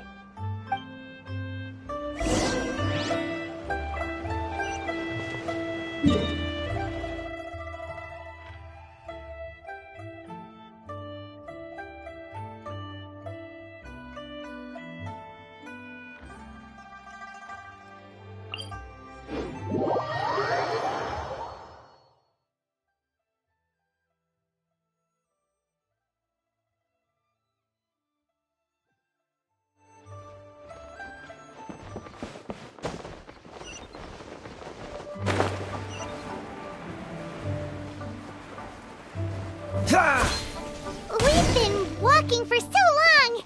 Is anyone tired? How about we stop and rest for a bit? I'm fine. Gaming, don't you usually have some delicious snacks on you? Come on, bring them out so we can cheer him. I'm fine. Thank you. But the winter melon cake he gave us last time was so delicious. Have you ever tried it before, Mr. Ip? Paimon.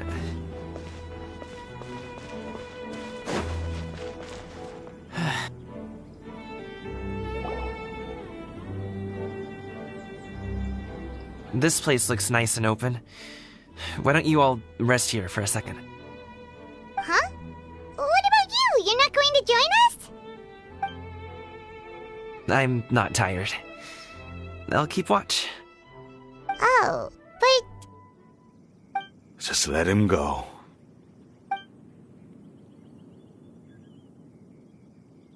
Okay, we'll just share amongst ourselves then. Did you know, Uncle Ip, that the flavor of these cakes changes depending on...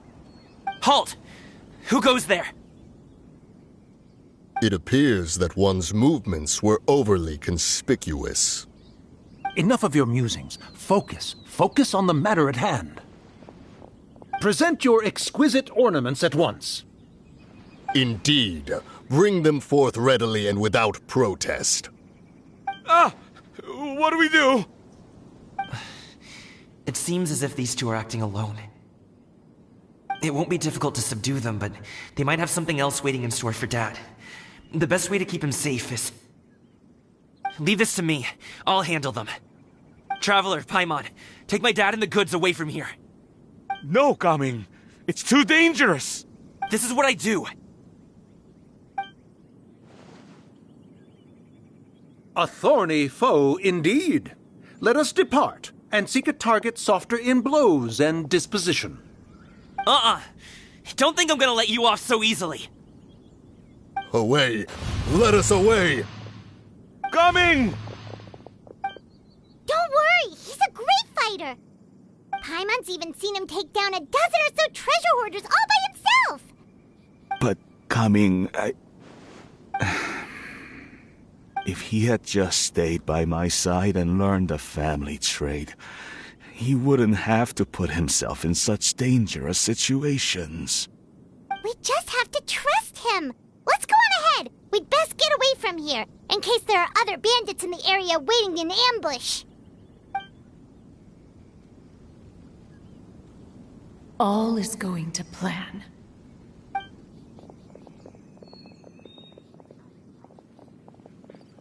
Okay, we should be good to stop here. Yongli? Oh no, what is he doing here? Good sir, please, listen to me. Reel in your line and leave this place as quickly as you can. There are bandits in the area.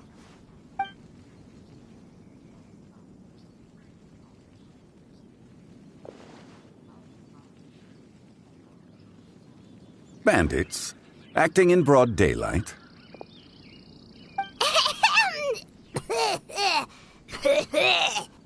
Oh.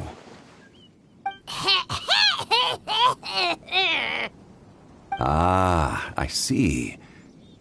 It appears many people are catching a chill as of late. If your throat is bothering you, Paimon, perhaps some tea and rest are in order. Nope, no need. Paimon's fine. She just, had some cake stuck in her throat. If there are indeed bandits in the area, then we should inform the Millelith at once. Oh? Well, if that's the case.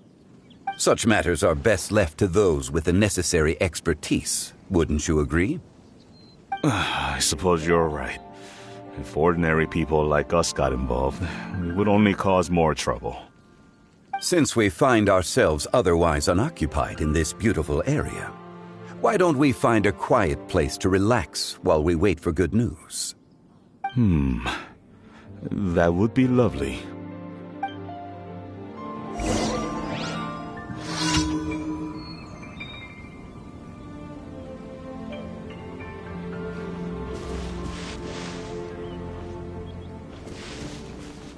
What's the hurry?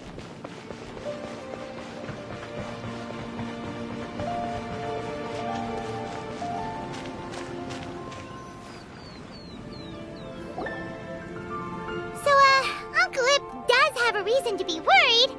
After all, Gaming, the guard we mentioned, is his son. Gaming. The name sounds somewhat familiar. Ah, yes. That is the name of the Wushu dancer who has been performing around Liyue Harbor recently, is it not?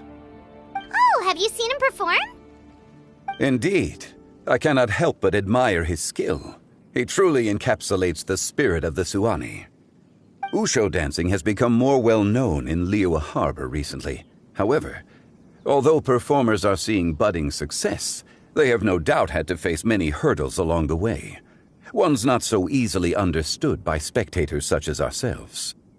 If you ask me, what truly deserves admiration is perseverance in the face of adversity. That is a rare attribute indeed.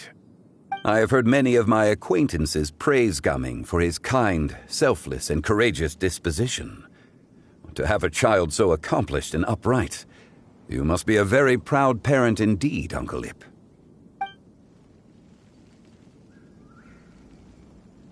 Seems like Zhongli has decided to skip the formalities. Well, he's a hard worker. Yes. You should be sure to tell him you think that when he gets back. Your son is young yet. It's normal for someone his age to be a bit hot-headed. It's understandable to find talking about such things in person difficult. If there's a particular sentiment you wish to convey, perhaps we could pass it along for you. No. It wouldn't be right to ask that of you. This thing between us has festered for many years now. In truth, there are some things that simply aren't easy for us to talk through. I've been in the tea business for most of my life, and I always hoped my child would do the same. Otherwise, how would he support himself? Over the past few years, I heard how well he was doing for himself as a guard. How his work was taking him to farther and farther off places. I also heard that he never gave up on Wushu dancing. It made me happy. But I was also worried. When you're young, you can handle all that physically taxing work and manual labor. What young person isn't capable of making a living that way? My concern is what happens when you get old. Every time I get to thinking like that, I cannot help but be reinforced in the belief that I was right. That I was right not to give in. I often regret introducing him to Wushu dancing as a kid. If I had known how things would turn out, I would have never taken him to see those performances in the first place. It is only natural for a parent to strive to send their child down the right path. No one would begrudge you that sentiment, Uncle Ip. You need not worry. You seem quite young, Mr. Zhongli. Yet you speak with such wisdom. Perhaps I have misjudged your age. Your words are too kind. Truth be told, one of my old friends has several grown daughters. Rather than fretting about their future, however, she prefers to let them find their own way. Then she's more easygoing than I could ever be. I fear I lack such an open mind. I meant to say earlier, there is no need to be so polite. Feel free to call me by my name, Ipdak. Sure. So, do you also think I fret too much, Mr. Zhongli? That's not exactly what I was hoping to convey. Only a fool would ask a parent not to worry about their child. But think of it this way. Raising a child is not unlike flying a kite. Hold the string too tight, and it can no longer soar. As my friend once said, if your children are aiming for the stars, clipping their wings will only cause them to come crashing down. You need to let out the line for a kite to soar. It seems I was too stuck in my ways. You need not reproach your heart for caring. You simply need to loosen your hold a little. Indeed, with such a big heart, why not allocate the time you usually spend worrying about Gaming to the pursuit of other things, like going for a stroll, drinking tea, or taking in the scenery? You never know what surprises could be in store. Things can change in the blink of an eye. The blink of an eye, you say? Do things change so quickly? Children grow up in quite the same way, do they not? Day after day, year after year, sometimes in the blink of an eye, but always when you least expect it. As a father, I'm sure you know that best. Yes, you can say that again. 1 second Gaming was a kid. The next thing I knew, he was ready to fly the nest. Zhongli certainly has a way with words.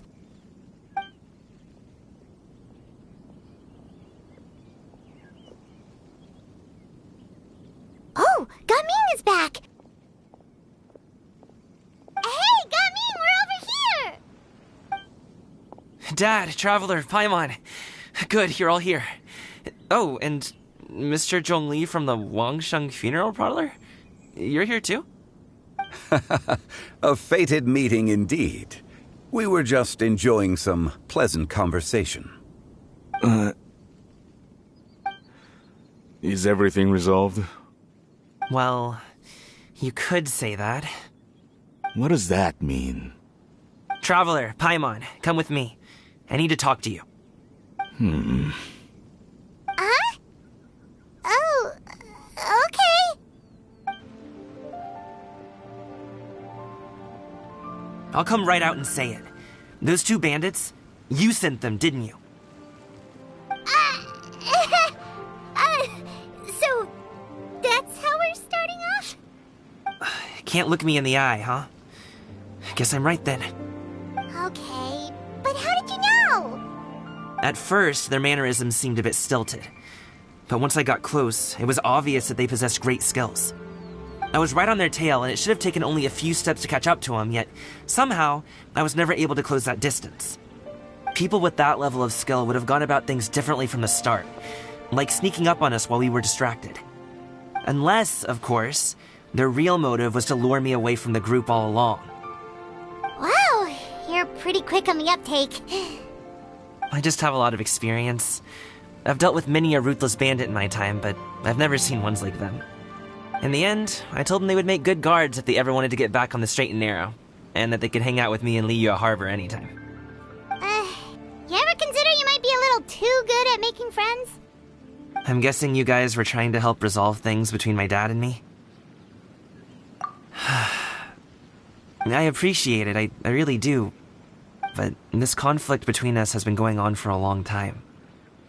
Even if those 2 were real bandits, and I was able to subdue them and show him what I was capable of, it wouldn't change anything. You've seen the way he talks to me. It's not like that at all! Your dad really cares about you. You should see the way he talks about you when you're not around. Zhongli was talking things through with him, and he nearly agreed to let it go. You don't believe us? He won't let it go. He can say as much as he wants to other people, but he won't talk to me. I'm certain of it. You told us you wanted to prove yourself to your dad. Why don't you tell him about all the hard work you've done these past few years? Will that even do anything?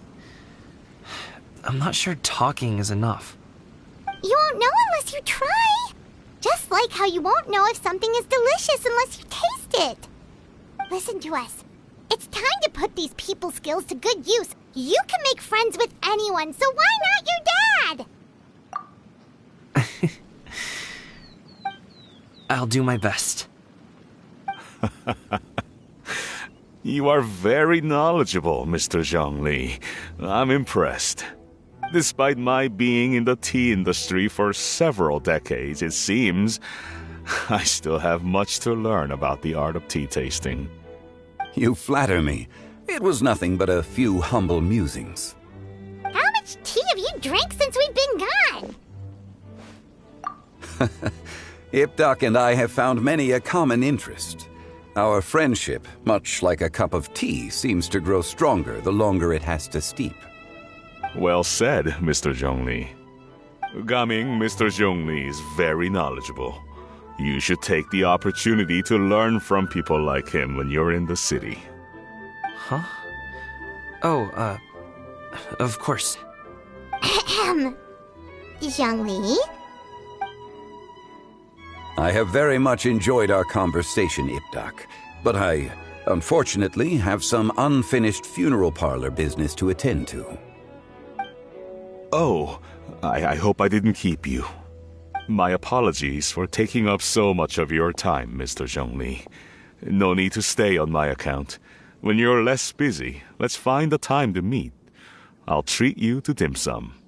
It would be an honor. We'll see you off, Zhongli. You two have a nice chat, all right?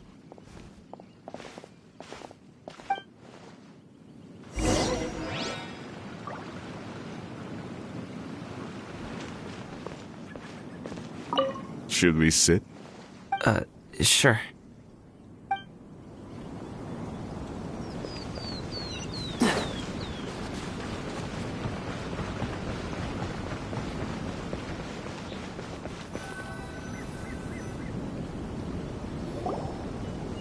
Thanks for helping us talk things through with Uncle Ip.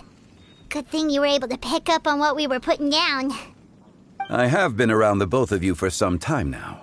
You could say I have a certain level of expertise in that regard. As for my role in the conversation, think nothing of it. You never change, do you? Why did you have us walk all this way? Paimon thought we just had to go far enough to be out of earshot. A friend approaches. Hello. So, you're here too? I've been here the whole time?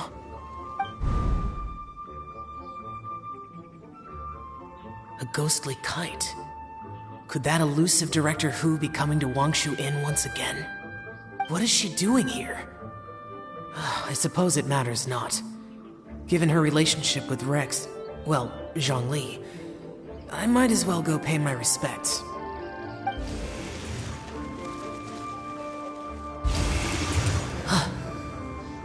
It's you! I thought you were Director Hu. Ah, your arrival is most fortuitous. Do you want to try out this new gadget? The addition of the power source makes the takeoff more stable. It's just that... He seems quite immersed in the study of this device. I fear it's almost too stable. It completely negates the pleasure of seeing one's kite sway with the wind. It's a bit of a shame. In truth, I'm here because Director Hu dispatched me to purchase some items in preparation for Lantern Rite. I see. Much like she does every year. Much like she'll do next year, I would imagine. Am I wrong? Or has she once again sent you out to buy, what is it, sesame oil or something? While we're on the subject, I do wonder why she is so obsessed with using sesame oil in the preparation of mixed vegetable dishes for Lantern Rite. A recommendation from Xiangling, perhaps. What do you think, Xiao?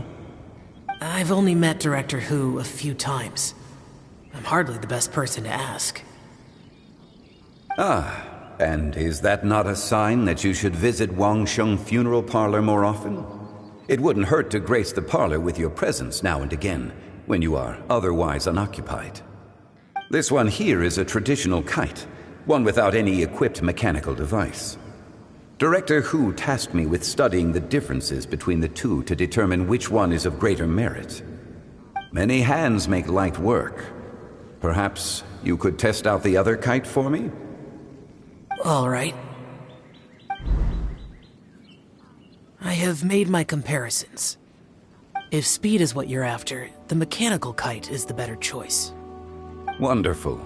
I shall pass that information along to Director Hu. I'll leave these two kites with you. Perhaps you can find a few friends with which to partake in the activity. Oh, wait. Who enjoys kite flying? Well, I would imagine someone of your talent and wisdom is more than capable of finding out. So, you were testing out the kites for Hu Tao and even roped Xiao into doing it for you? Paimon didn't ask earlier because the situation was awkward. I would hardly say I roped Xiao into anything. I simply sought the help of a friend. Besides, we did the testing together. Seems like our pool of competitors is growing. Do you like kite flying, Xiao? I suppose I neither like nor dislike it. Although, watching a kite gradually ascend into the sky does bring me a certain peace of mind. Perhaps they're a bit like Xiao lanterns in that way. Kite flying is also a pleasant form of relaxation. Have you ever thought about making a kite, Xiao? Cloud Retainer taught us how. We can teach you if you want. There's no need. Menogias was the only yaksha among us who had an interest in matters of ornamentation and design. When Lantern Rite is over, come find me near Pervasi's temple if you have the time. It's getting late. I should go inform Director Hu of our findings. How's she been, by the way? Be sure to say hi to her for us. The last time I spoke to her, she mentioned that she would be visiting Chaoying Village in a few days. If you have the time, perhaps you could also make the trip. If you happen to run into her, you can pass along your regards in person. We'll keep that in mind. Take care, Zhongli. See you later. See you next time.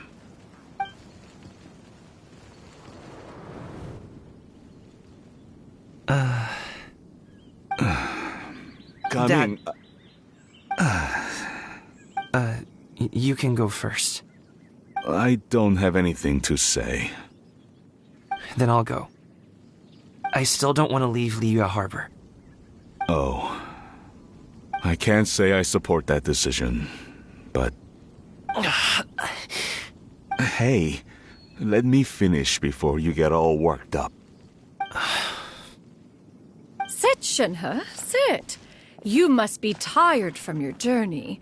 Shall I pour you a cup of tea, or would you prefer something else to drink? No need. I'm not tired. They're gone, Master. Perfect.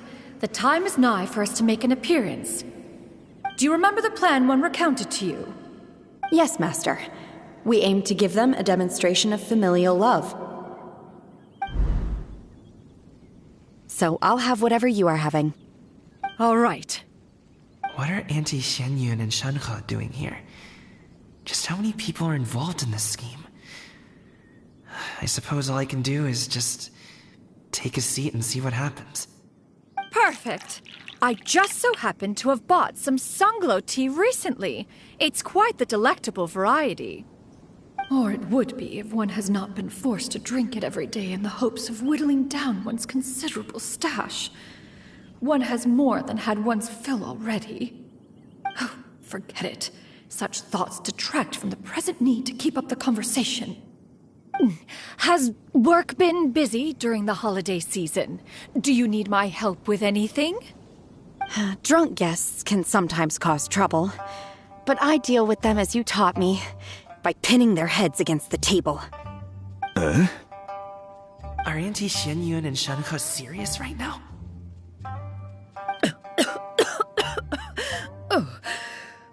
Oh dear.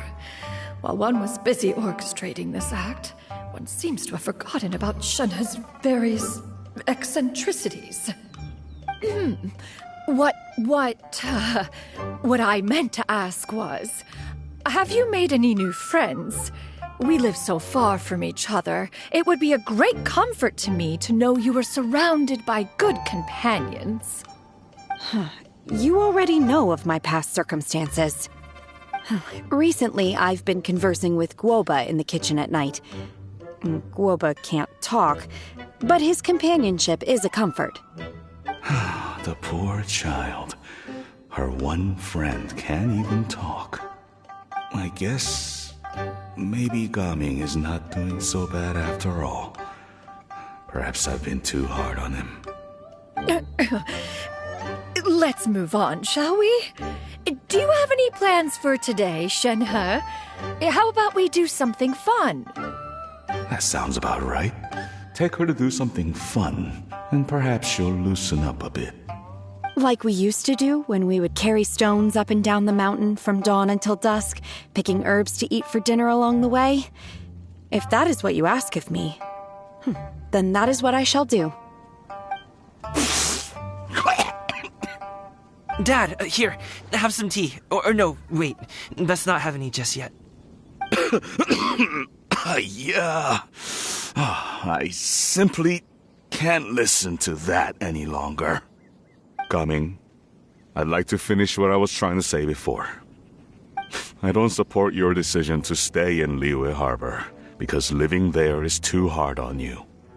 If you come home, there will be people to help you. I'm not saying we have to live under the same roof. I know our personalities are too similar to avoid butting heads. But you'll have your entire family around you. Your aunts, uncles, they'll all do whatever they can to help. You could get a less taxing job, and we could grab dim sum together from time to time. Huh. I didn't know dim sum was such an important affair, Master. Shh. Just think about it, okay? You don't have to decide now. Dad really has changed a lot. He would never have said these things to me before. But thank you, Dad. It's been long enough, don't you think? Oh, Paimon sure hopes they've made up by now. Oh, they're drinking tea in silence. That's not a good sign. Did Xianyun's plan not work after all? Hey, you two! Paimon's sorry we were gone for so long. We got to chatting with some friends and didn't realize how much time had passed. Perfect timing, actually. We seem to be just about done here. Yep, let's go. I'll get the bags.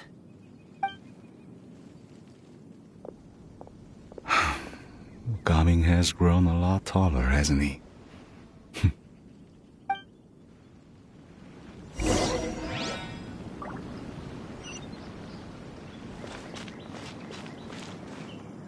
Master, did I say something wrong earlier? I tried to go along with your questions, but when I saw how you and that man reacted, I started to wonder. Not at all. Certain unforeseen variables may have presented themselves along the way, but the outcome proved favorable. The plan was a success. Then I helped? Naturally. Your purity of spirit is one of your greatest strengths, Shenhe. You need not change who you are.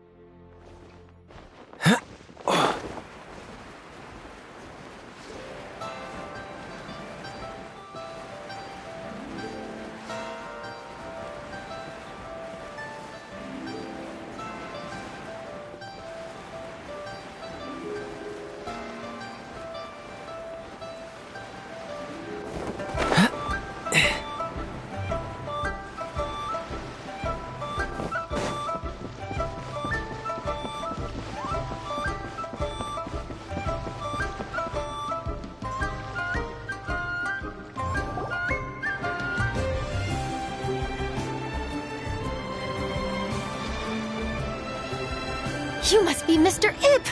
Thank you for coming all this way. My name is Charlotte, and I'm a reporter from Fontaine. You can find me writing for the Steambird. I invited you here not just to purchase your fine tea, but also with the hope that you might be willing to sit down for a short interview. What do you say? An interview? To advertise my teas? I suppose you could think of it that way. We Fontainians are big tea drinkers, too. The Fontaine Market. Then I'll need some time to adequately prepare. Perhaps we could sit down and discuss the questions you intend to ask in advance. Of course, of course! Please follow me.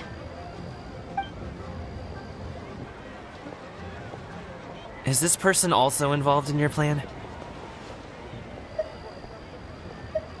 And here I thought I had lots of connections. I suppose I've been humbled. You sure know all kinds of cool and important people. Over here! Yoo-hoo! Over here! Huh? What? Auntie Shenyun? She probably wants to talk about the next phase of the plan. Let's go while your dad is still distracted.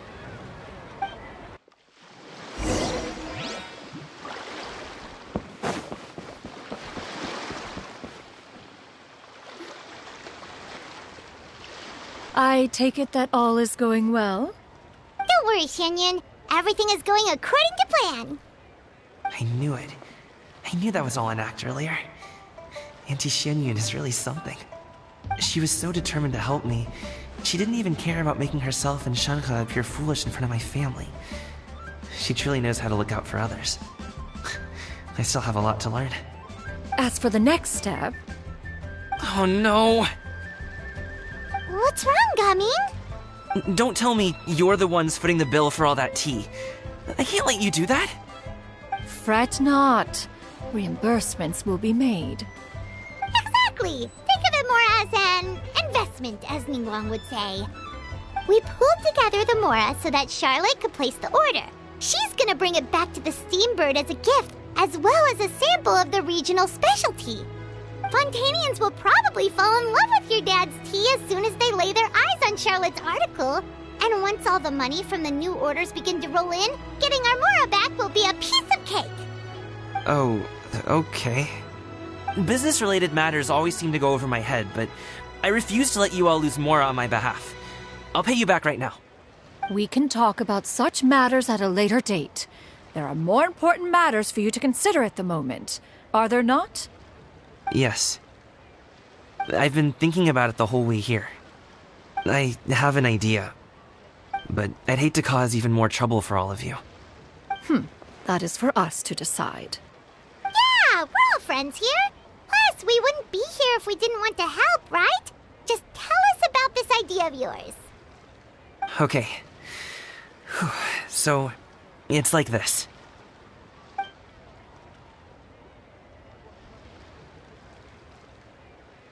Got it! Just leave it to us. Let's split up and make it happen.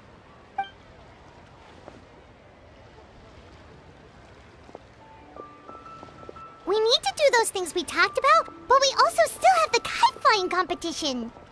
Since Xiao already tested out those kites for us, why don't we also go buy one of those mechanical thingamabobs or whatever they're called? We can attach it to our kite.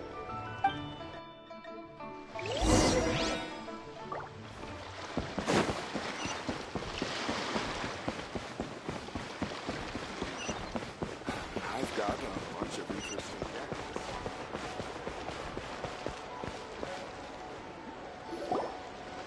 Hello again. Welcome back! I see you returned from your trip. I really do have to thank you for all your help from before.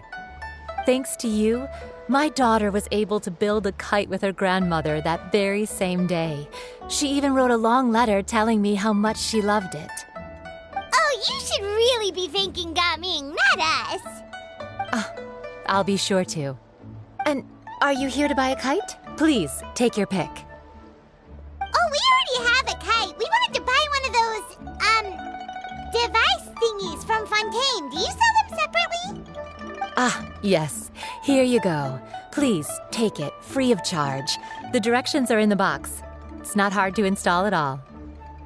It doesn't feel right for us to just take it. Well, nor would it feel right for me to take your Mora.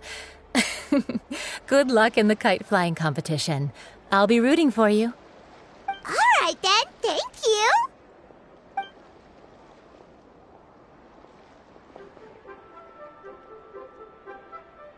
Phew, it's done. Let's get down to business.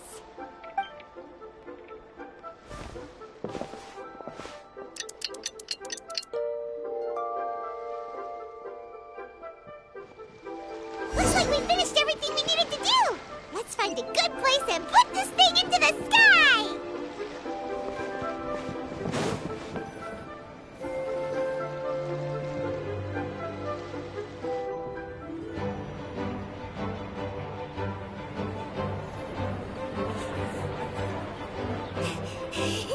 Chi-Chi, we're almost there! Okay.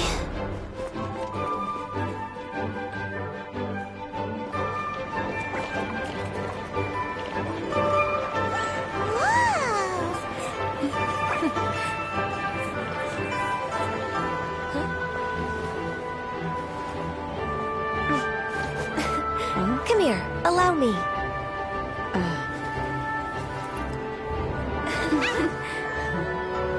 The lantern ride is as festive as ever!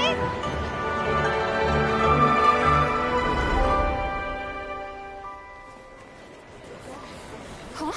Oh, what's going on? Did something happen? What should we do? Oh, should we get the Millilith?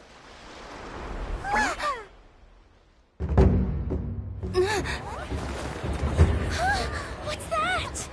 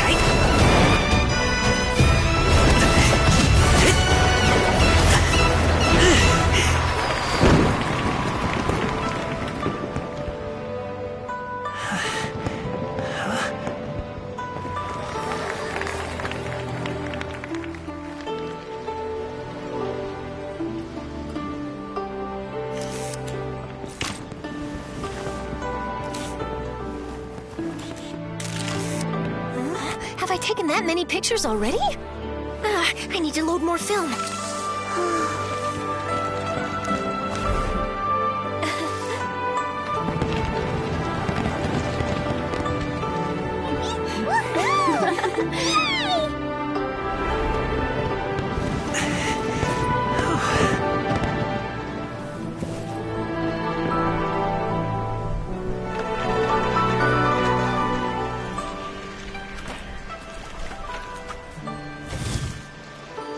Wait. The wind. Oh my gosh! Mommy, I want a big kite like that too! Do you see that kite way out in front? It's so beautiful!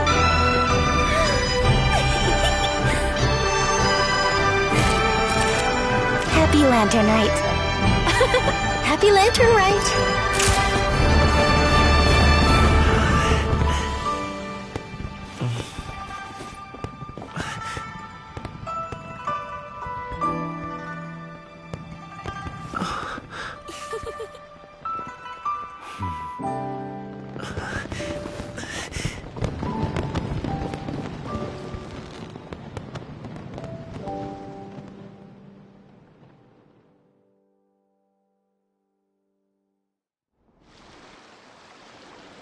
Gaming's performance was so cool, Paimon almost wanted to join in! You saw that, right, Traveler?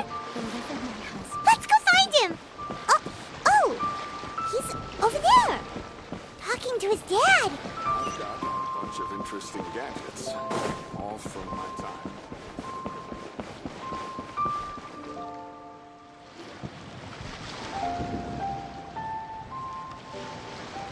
I think I'll head off now, if that's okay. Thank you, little girl. Do you want us to walk you back? No need, no need. Master is waiting for me right over there.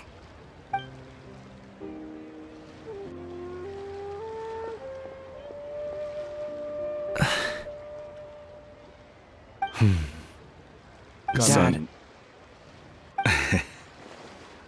I suppose I'll go first this time. Okay.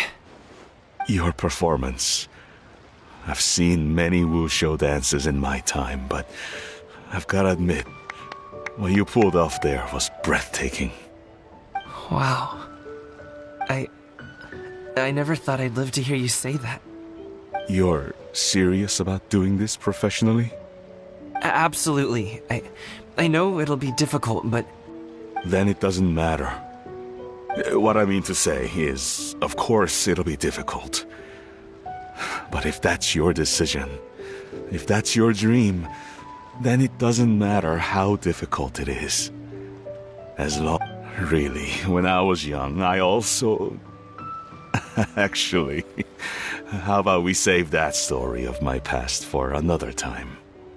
All I really want to say is, I've changed my mind.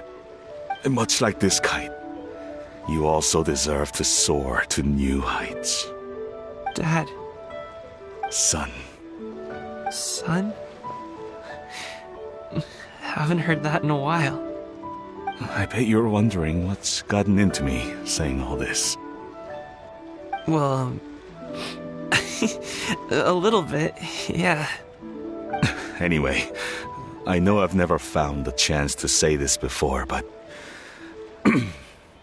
to me, Gaming, you've always been a great kid.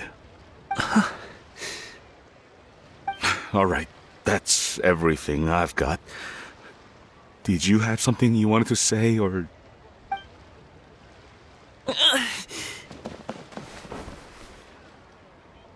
Seeing the two of them talk things through like this really gives Paimon a sense of accomplishment. Now go. Over there. Your friends are still waiting for you. Huh? But you came all this way. I'll be staying in Liyue Harbor for a bit longer. When you have time, we can grab dim sum together. Your treat, right? Dad, honestly. Go. Okay, then I'm off. See you soon.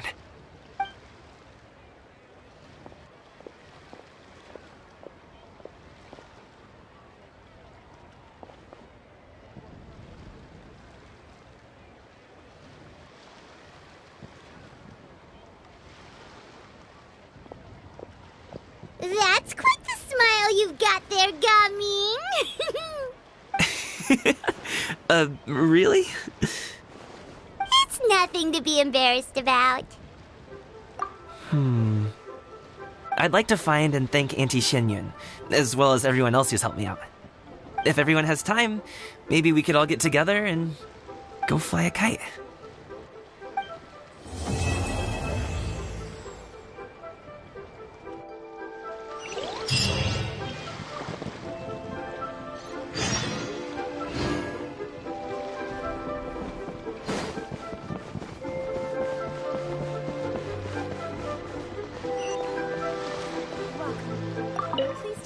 Lantern Rite was simply amazing. I'm not sure I'll be able to sleep tonight. Oh, that? Yeah, interesting story. It was invented by a guy from Fontaine. His name is Ildison. He's always tinkering away at some mechanism or another. He's even asked the Steambird to write about his inventions on more than one occasion. I believe I have a direct quote from him about this particular one. Yes, here it is. The device is powered entirely by mechanical components without the need for any additional energy source. Basically, it's a manually operated cranking device. How high it can fly entirely depends on how much force you can exert. Combining this invention with a kite. What a great idea, right? Oh, my conversation with Mr. Ip went really well. I've already sent the first draft of my article back to the Steambird. It's a piece that contains all the pertinent information while also telling a story. I'm quite proud of it. Oh, that reminds me. I should thank everyone who made this possible for me. Especially that spirited lady with those peculiar turns of phrase. Miss Shenyun was her name, right? It was all thanks to your connections and creativity. I would have never thought I'd be able to bring such a special gift back to Fontaine with me. This was my first time experiencing a foreign holiday in person. It was so exciting! The festive atmosphere, the contagious holiday spirit, the profound, storied cultural traditions steeped in symbolism. Oh, I almost forgot. Kuching even gave me a kite with a poem on it that she wrote herself. It goes, "Dreams are like paper kites. With them do our hopes take flight. Sailing high above the clouds, they yearn for something more profound. Yet try we may and try we might. A deeper truth waits in plain sight. Though we hang our hopes in skies abound, many joys lie on the ground." I want to include this poem in my special feature on Lantern Rite. I'm sure a lot of people will love it. Yep, and happy Lantern Rite to you.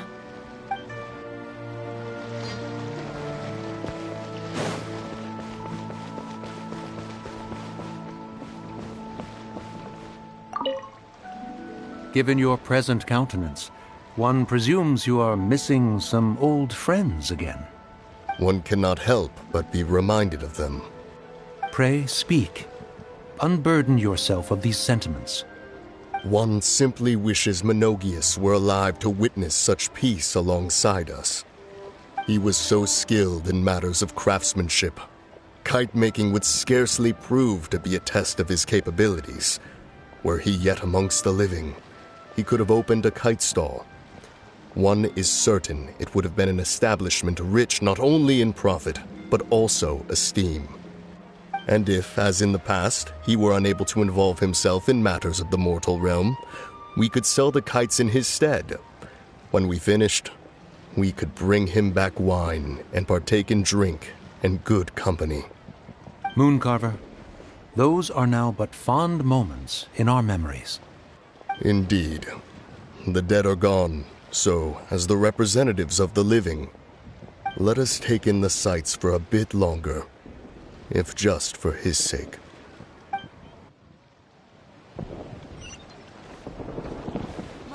Together? Do you want to make a kite together? We can give it a try.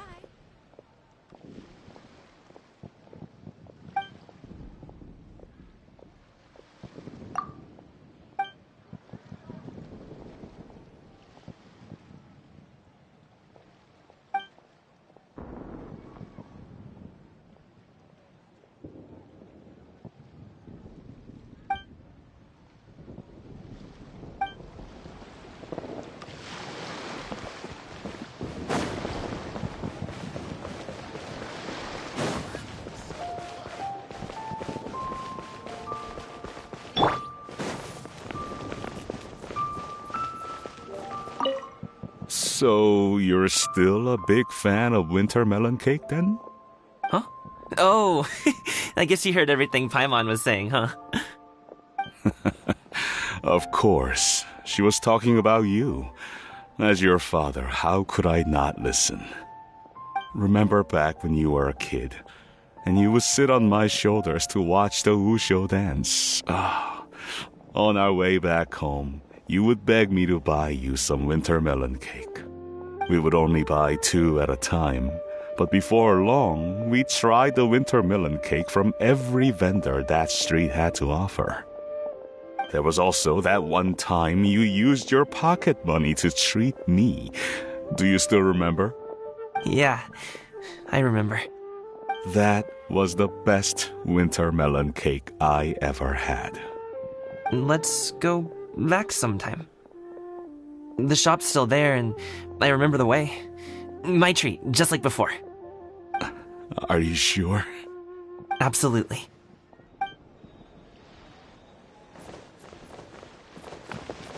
New stock at Sigler.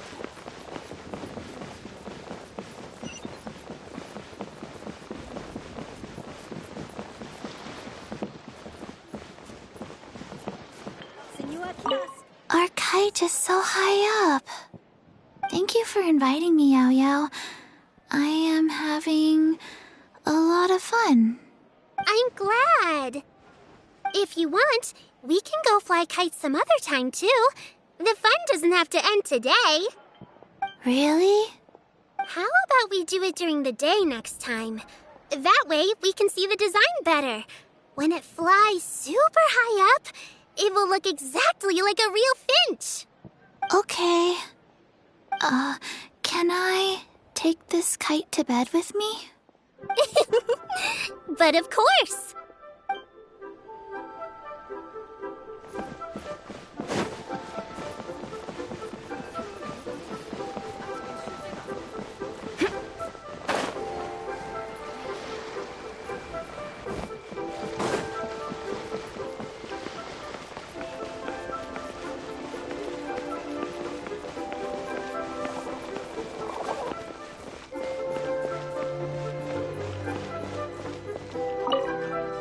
I don't get it.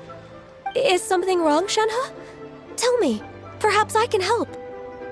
The color black doesn't get dirty easily, so I thought this outfit would be acceptable to wear to work. But Xiangling told me it was inappropriate. But inappropriate? She probably just meant the outfit isn't suitable for that particular environment and occasion. But for a festival gathering with friends, a nighttime stroll, or an important banquet, your outfit is more than appropriate, Shenhe. So you're saying it's only something I should wear in front of important people? I suppose that's another way to think of it.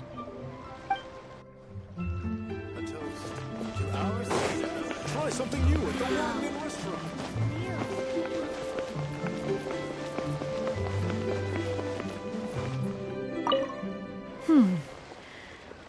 One may have won the kite flying competition, Yu Heng, but this prize should truly be reserved for another. You need not be so humble, Honored Adeptus. Among all the kites, yours was quite literally a cut above the rest. Please accept this prize. You deserve it. Besides, I'm quite certain we owe a fair share of the success of this year's lantern rite to you. If you insist, then one can hardly continue to refuse. However, there is another matter with which one would ask your assistance. Of course. One would be much obliged if you could distribute this case of Sunglow tea among the Millilith on duty. The security of the festivities rests entirely on their shoulders, after all. One presumes they could always benefit from something to invigorate their spirits. Cloud Retainer is so thoughtful and attentive to others' needs. I would expect nothing less of an esteemed adeptus such as herself. Understood. I'll get on that right away. A fortuitous result indeed. One's tea surplus has hitherto resolved itself.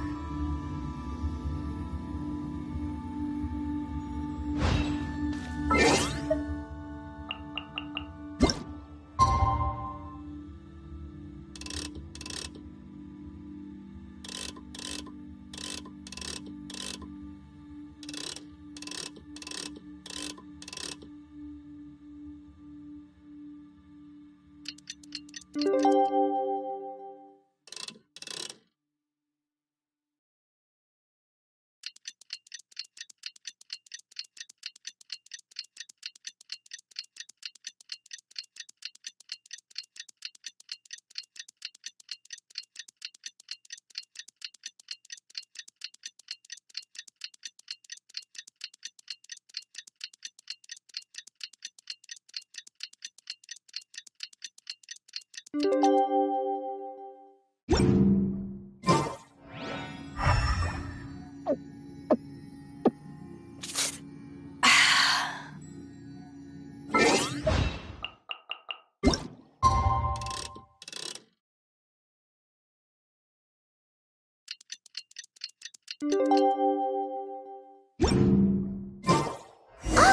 almost forgot! Didn't Zhongli say Hu Tao was also planning on spending some time in Qiaoying Village?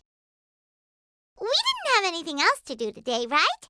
Why don't we go have a look around? Maybe we'll run into her.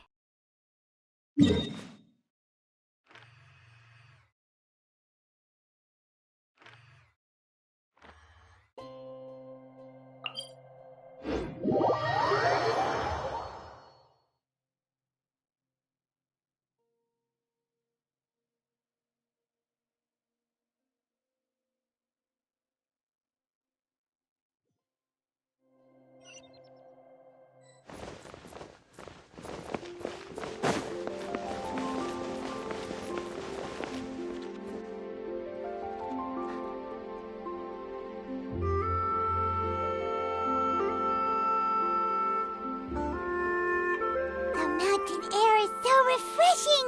It makes Paimon feel like she could float around all day and never get tired! Cream! Gummies! Fuel fruit! Huh? Did you hear that? Sunshine! Blue skies! Good vibes! Right? So Paimon wasn't just hearing things. That voice sounds really familiar. Well, we've got the time. Why don't we go check it out?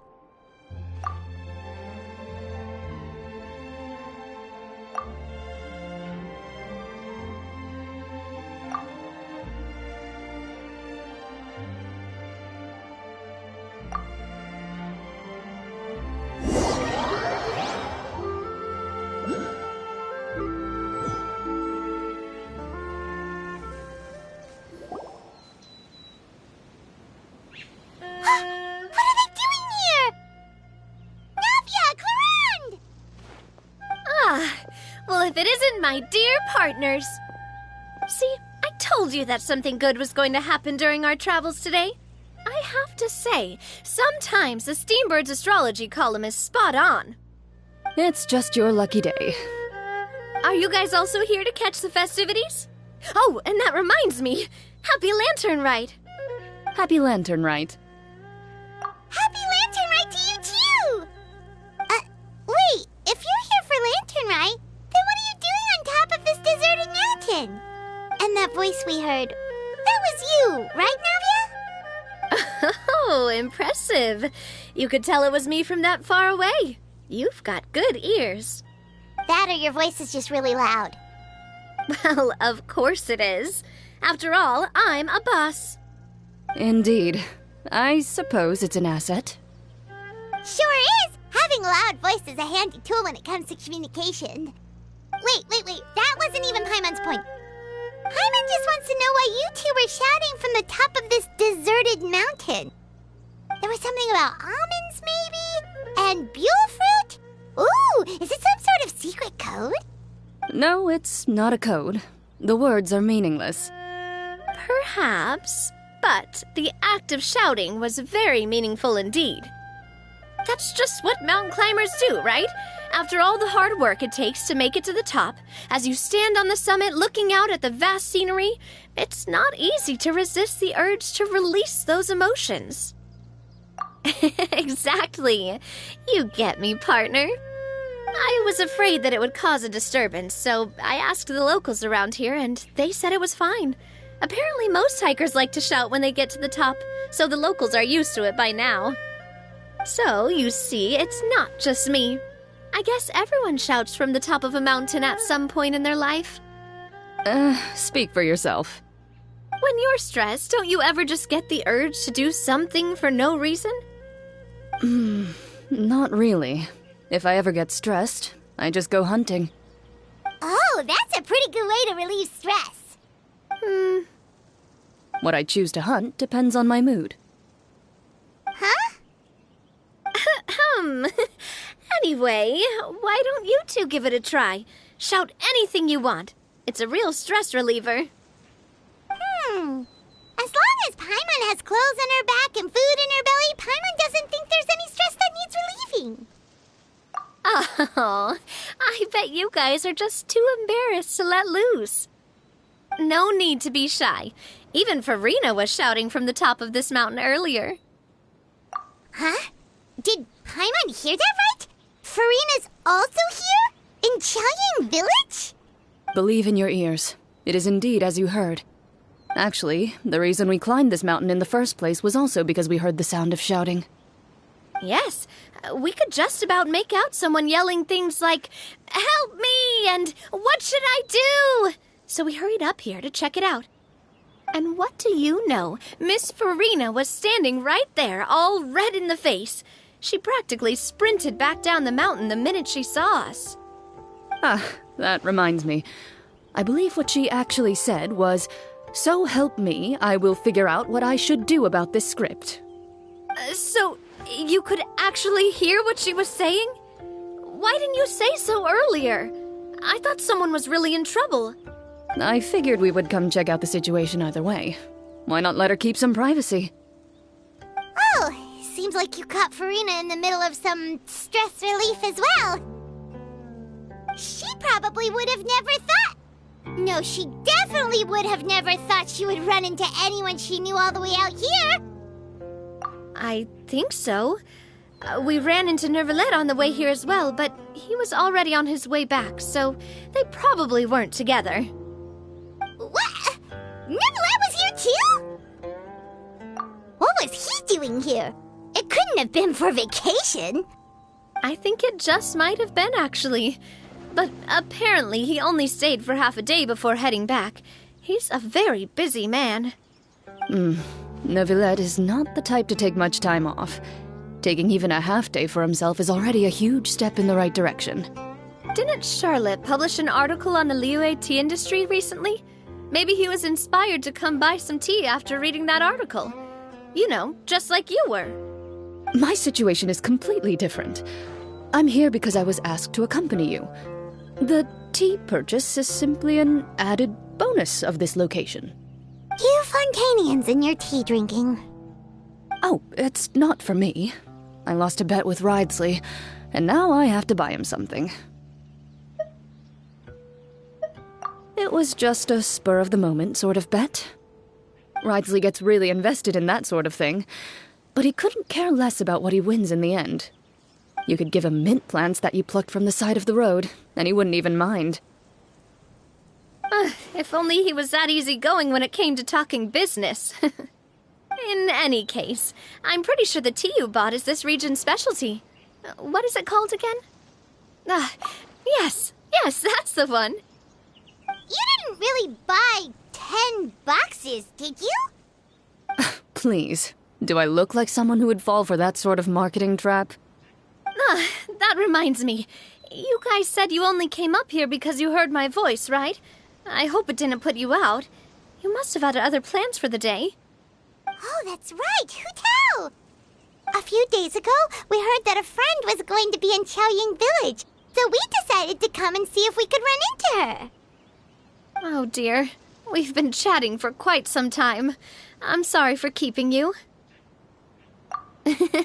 That's good. We should probably head out and look for Hu Tao. No need to stay on our account. We just got up here, so we're gonna stay around for a little longer. Go and meet your friend. We can meet up in Chaoying Village later. Sounds good. We're gonna head down the mountain then. See you later!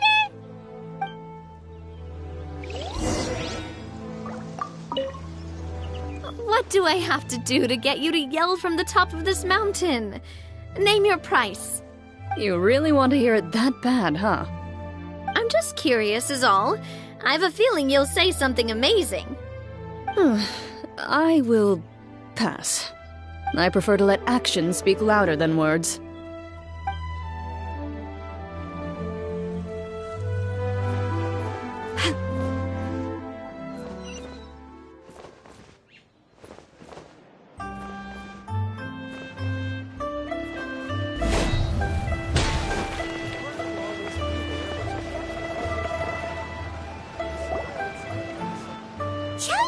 village is known for its tea. But you know what else they have with tea? That's right, dim sum! Didn't Gaming say something about dim sum being eaten in the morning? Oh, Paimon wonders if we can still get some at this time of day. Oh, well that's fine too. Paimon doesn't care what kind of tea it is as long as it comes with some tasty snacks. Now let's see what kind of yummy things we can find around here. Paimon's not seeing things, is she? Is that Farina standing between Zhongli and Hu Tao? Wonder what they're talking about. Zhongli knows a lot of stuff. Maybe he's telling Farina about Qiaoying Village. Oh, or maybe Hu Tao is trying to rope Farina into being one of her clients. Hey, this isn't the Fortress of Meropide. But Paimon could be convinced for the right price. Let's say, loser buys the winner 3 huge bowls of seafood kanji. Since Zhongli is there, Paimon bets things are pretty tame. It's decided then. Paimon votes for tour guide Zhongli. Alright, no time to waste. Let's go see who's right.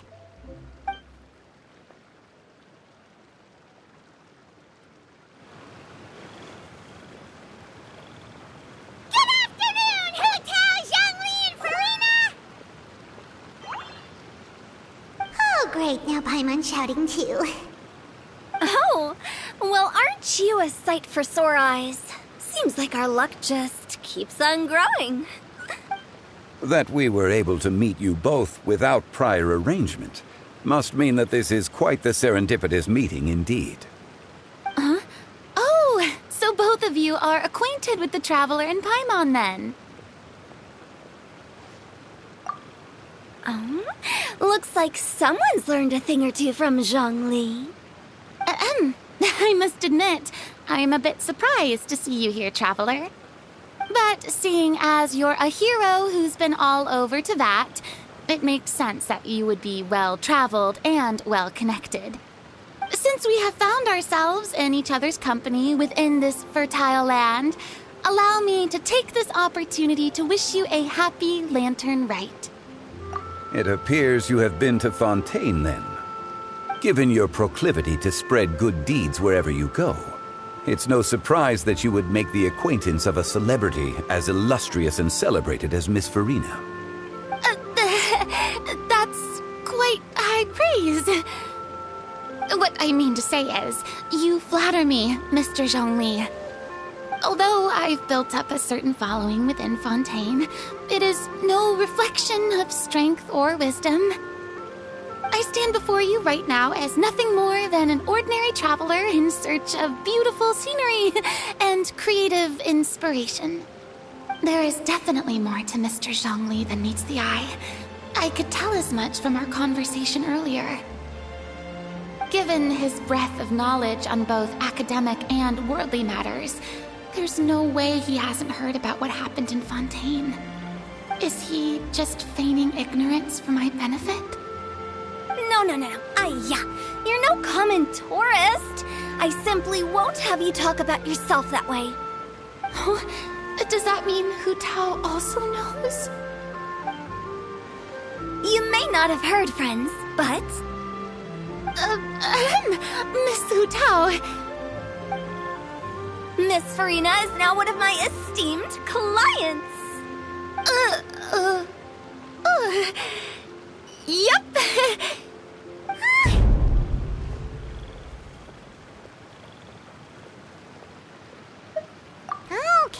Okay, you win. Guess Paimon will have to break into the hidden stash at the bottom of her shoe.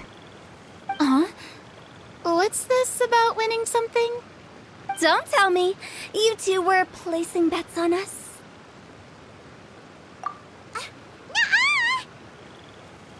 We just saw you guys standing on the side of the road and couldn't help but take guesses as to what you were talking about. Oh, I see. That means you, my friend, must have guessed that I was trying to promote my business to Miss Farina. That I do, my friend. What was Paimon's guess then? Paimon thought Zhongli was showing the newbie around. By newbie, you mean me, right? If that's the case, then Paimon's guess was also correct. Oh, that's right. Mr. Zhongli was telling me about some great sightseeing spots in the area. Ha! You see? Paimon was right too! Since both of our guesses were right, there can't be a winner or a loser. Hey, don't be upset, Traveler. How about this? You buy Paimon a bowl, and Paimon will also buy you a bowl. As for the third bowl... Since I was the subject of the bet, perhaps it should go to me? You know, as a congratulations for the huge deal I just struck. I was just joking. Anyway, I should be the one treating you. The funeral parlor is about to bring in quite the sum after all. Oh, Paimon almost forgot to ask about the most important question. Something happen recently, Farina? Huh? What do you mean?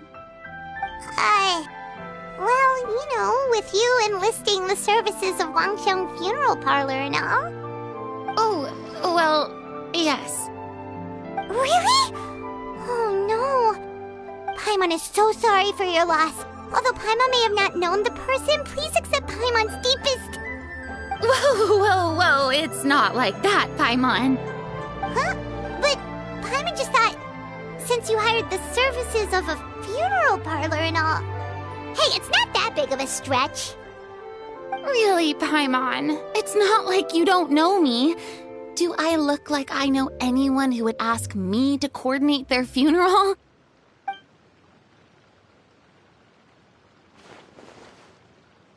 Miss Hu Tao is simply helping prepare some props for my film. Not too long ago, I read a collection of horror stories from Liyue. The content was spectacular. In fact, I still feel the need to sleep with the light on even now. Anyway, that's not the point. Now that Fontaine's biggest star has returned to the stage, I figured it's about time the industry enjoyed a breath of fresh air. Hey, that's pretty good. I'll have to remember that for my ad posters. Oh, Paimon sees. That makes a lot of sense. So, did you come to Liyue just to enlist the services of Wangxiang Funeral Parlor? Well, not exactly. My original plan was to just relax and enjoy the sights. But then I ran into Miss Hu Tao and Mr. Zhongli, and well, you know the rest. I suppose it was meant to be. It was a fated meeting indeed. Zhongli sure loves his lofty turns of phrase. But if you ask me, it's all thanks to that man who stopped to ask for directions. Oh? Who was it? It's someone you know. Wanna take a guess? What?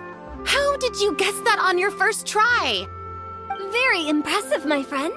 Your guessing game is spot on today.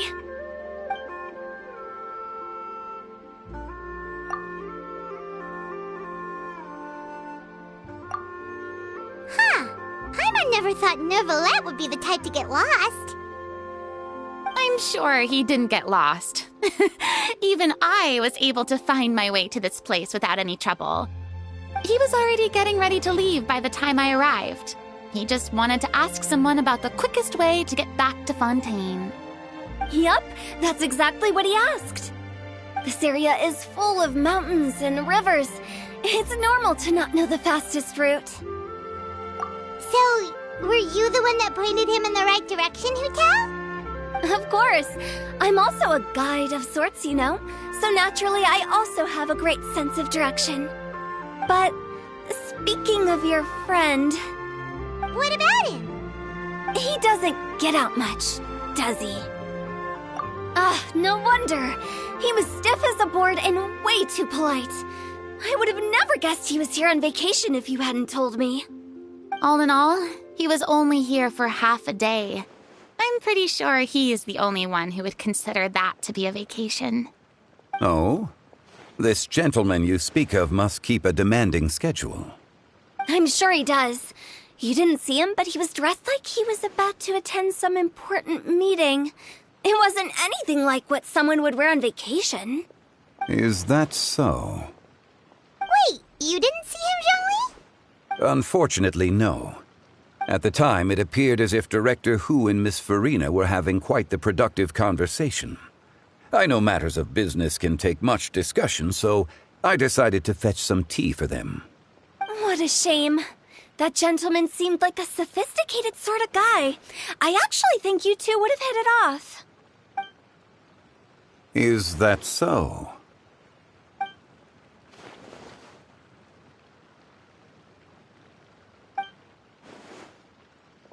Hmm?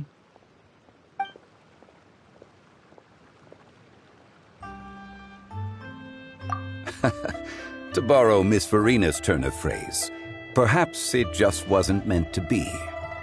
Well, with the Traveler around, I'm sure you'll have a chance to get to know each other at some point. That's right. She's got more friends than she knows what to do with. Well, that's certainly true. Oh, that reminds me.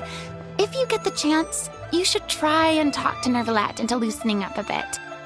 Just tell him the Palais Mermonia isn't going to fall apart if he disappears for a few days. He shouldn't keep himself cooped up all the time. Even clams open their shells to let in fresh water every once in a while, right? If he's really that much of a stickler for protocol, he can fill out a leave of absence request. He'd have to approve it himself since he handles that sort of thing now, but you know what I mean. Seems like this gentleman is also in charge of something pretty important. Sounds like a pretty uptight sort of guy, all right. In my experience, a leader needs to be able to roll with the punches. That also includes knowing when and what to prioritize. It seems like your friend still has a lot of growing to do. If I remember correctly, he's already several thousands of years old. You're quite right, Miss Hutao. Oh? Traveler, Miss Farina, those two individuals over there appear to recognize you. Oh, it's Navia and Clarand. Hey, over here!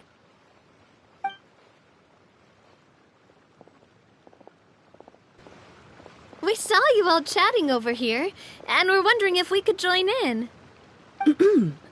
Please, excuse the interruption. Oh, so polite. No apologies necessary. Any friend of the Traveler and Miss Farina is a friend of mine. Ah, straight to the point. I like it.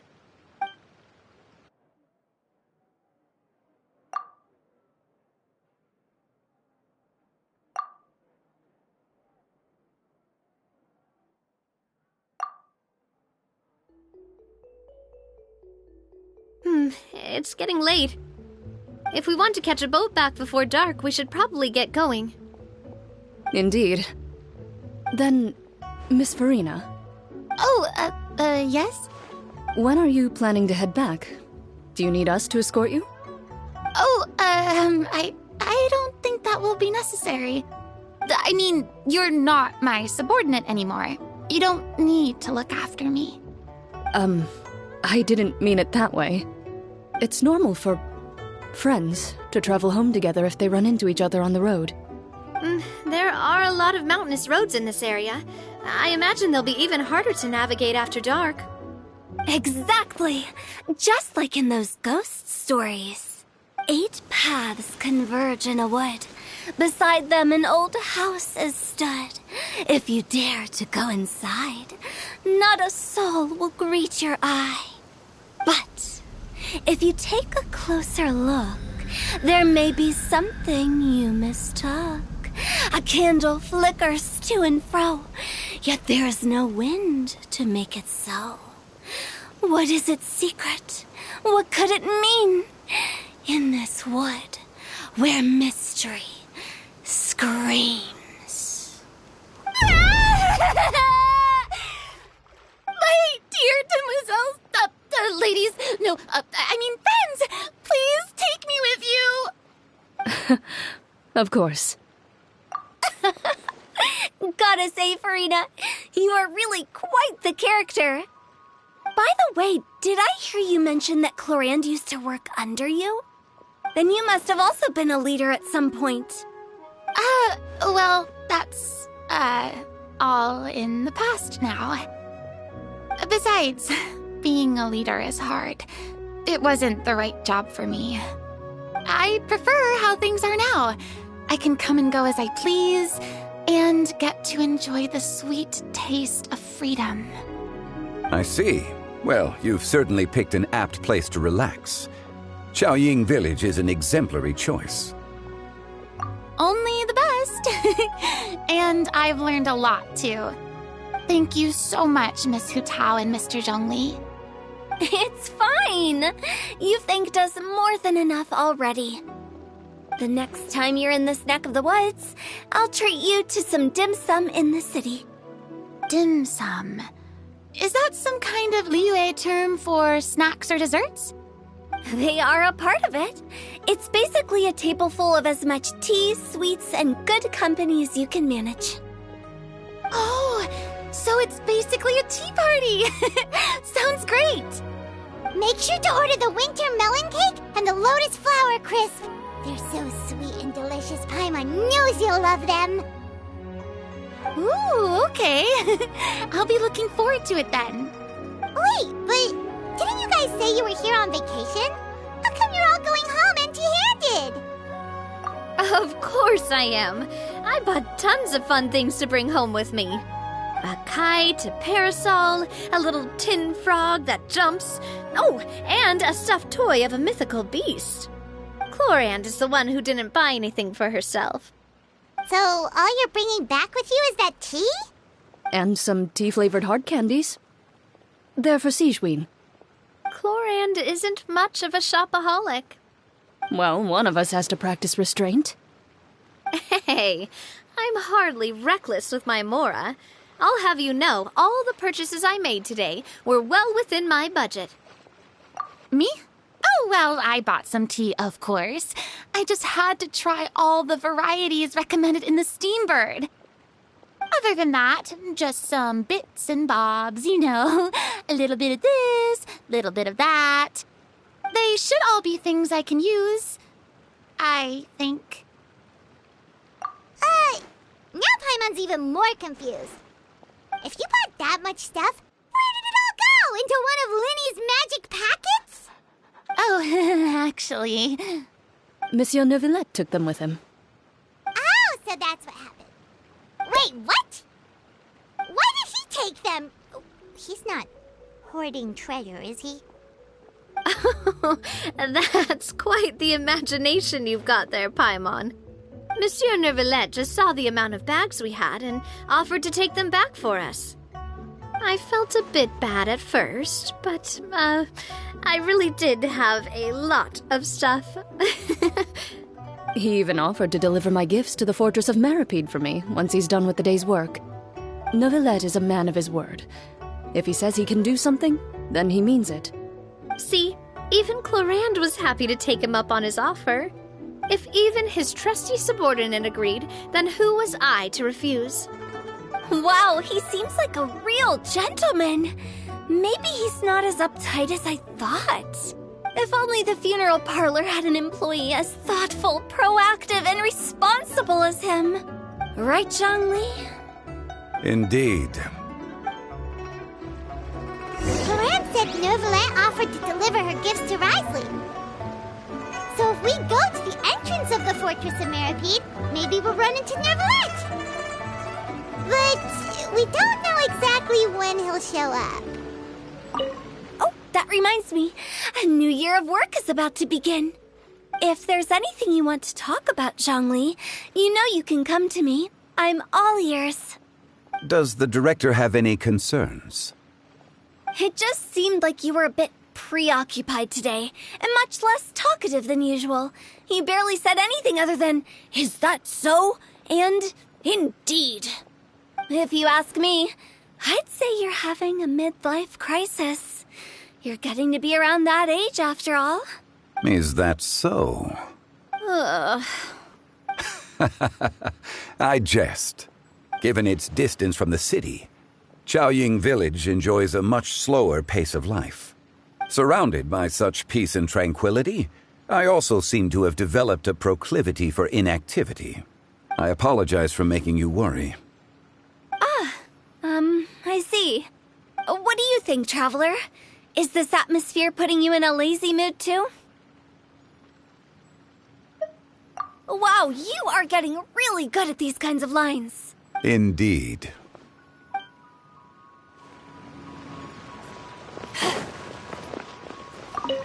Well, everyone, make sure that you've got all your belongings with you before we leave. If there's any souvenirs anyone still wants to buy, the time is now. Reliable as ever, Miss President. What is that supposed to mean? Gloriand is right, though. You really are reliable. It's not what she's saying, it's the way she's saying it. I will say, but I never thought you'd be so easygoing outside of work, Gloriand. The tone of voice you use when you're working doesn't exactly make you seem like the type who enjoys interacting with people. Well, I try to keep my professional and private life separate. That includes my behavior. You take care now, Traveler. Paimon. Trying to act cool now, are we? Well, I guess it's not an act for you, is it? You are indeed quite strong. It's been great talking to you all. I'm really glad I decided to come to Chaoying Village. Maybe we could go on another trip together sometime?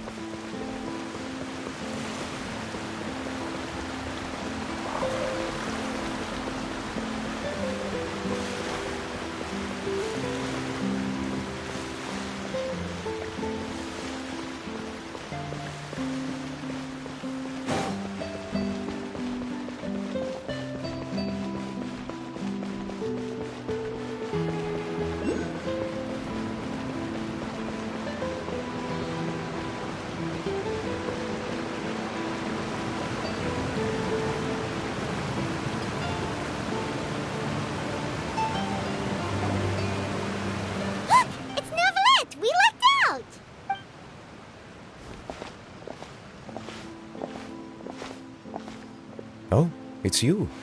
It has been some time since our last meeting. Few people frequent this location. Since I was able to conclude my work early for the day, I thought I might take a walk and avail myself of this area's peace and quiet. You call this early? Do you always work this late, Neverlet? Strictly speaking, that depends on the agenda for the day. I am hardly bereft of time, however, so working late is of little consequence to me. Really?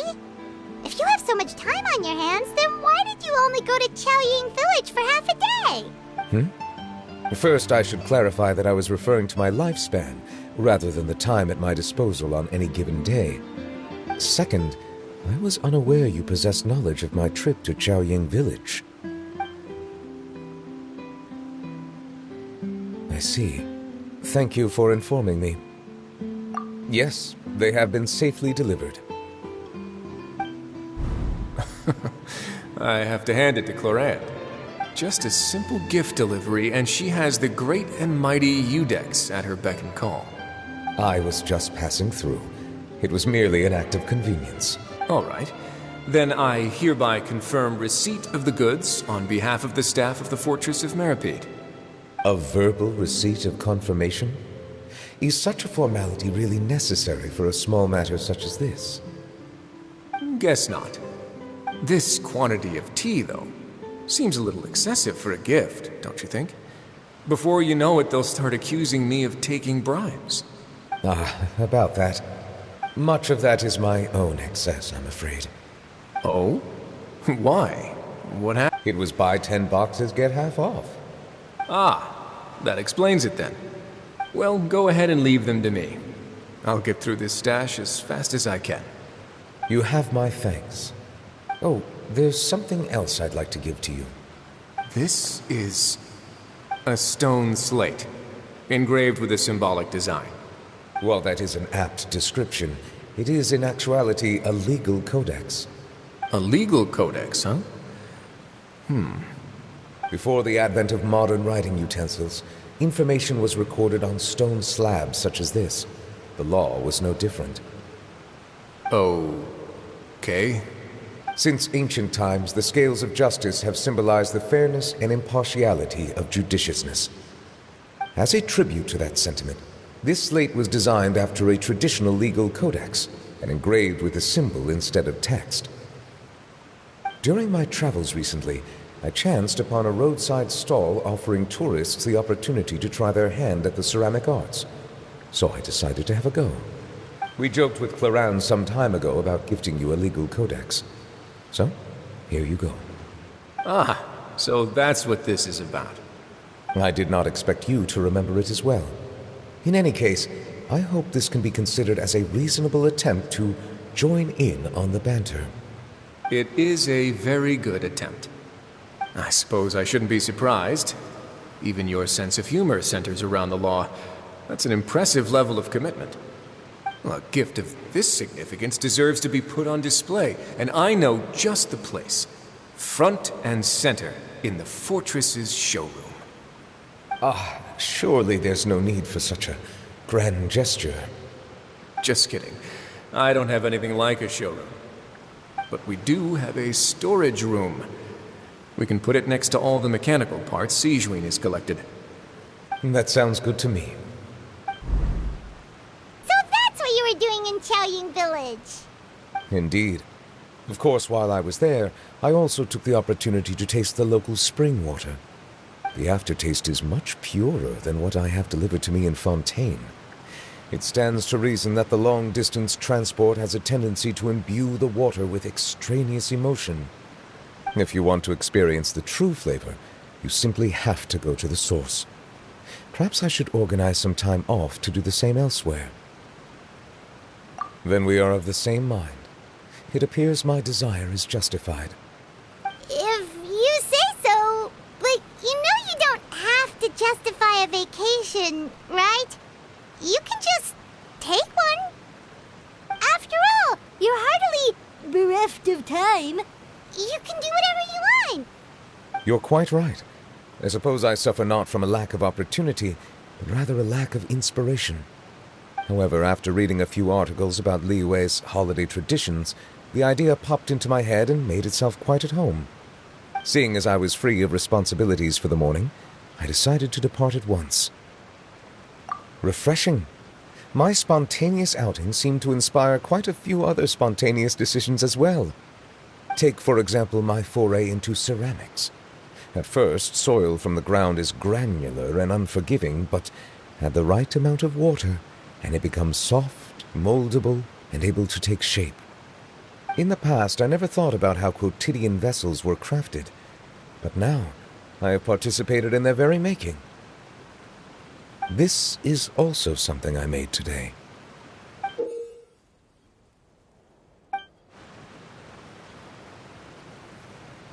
That's a ladle? Paimon thought it was supposed to be some long-necked sea creature. That was indeed one of my inspirations. Really? You like it? To tell you the truth, given your unexpected arrival, I find myself quite unequipped to give you the welcome you deserve. Around such an important holiday such as this, human custom would dictate that gifts should be in order. But I'm afraid this is all I can offer. If you'll have it, that is. That is precisely why it would do me such a great honor if you accepted. You are most welcome. Happy Lantern Rite.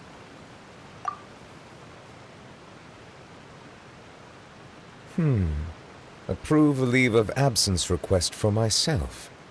That sounds like it could easily lead to a vicious cycle of self-indulgence, something which couldn't be in further violation of protocol. But I suppose I understand her point.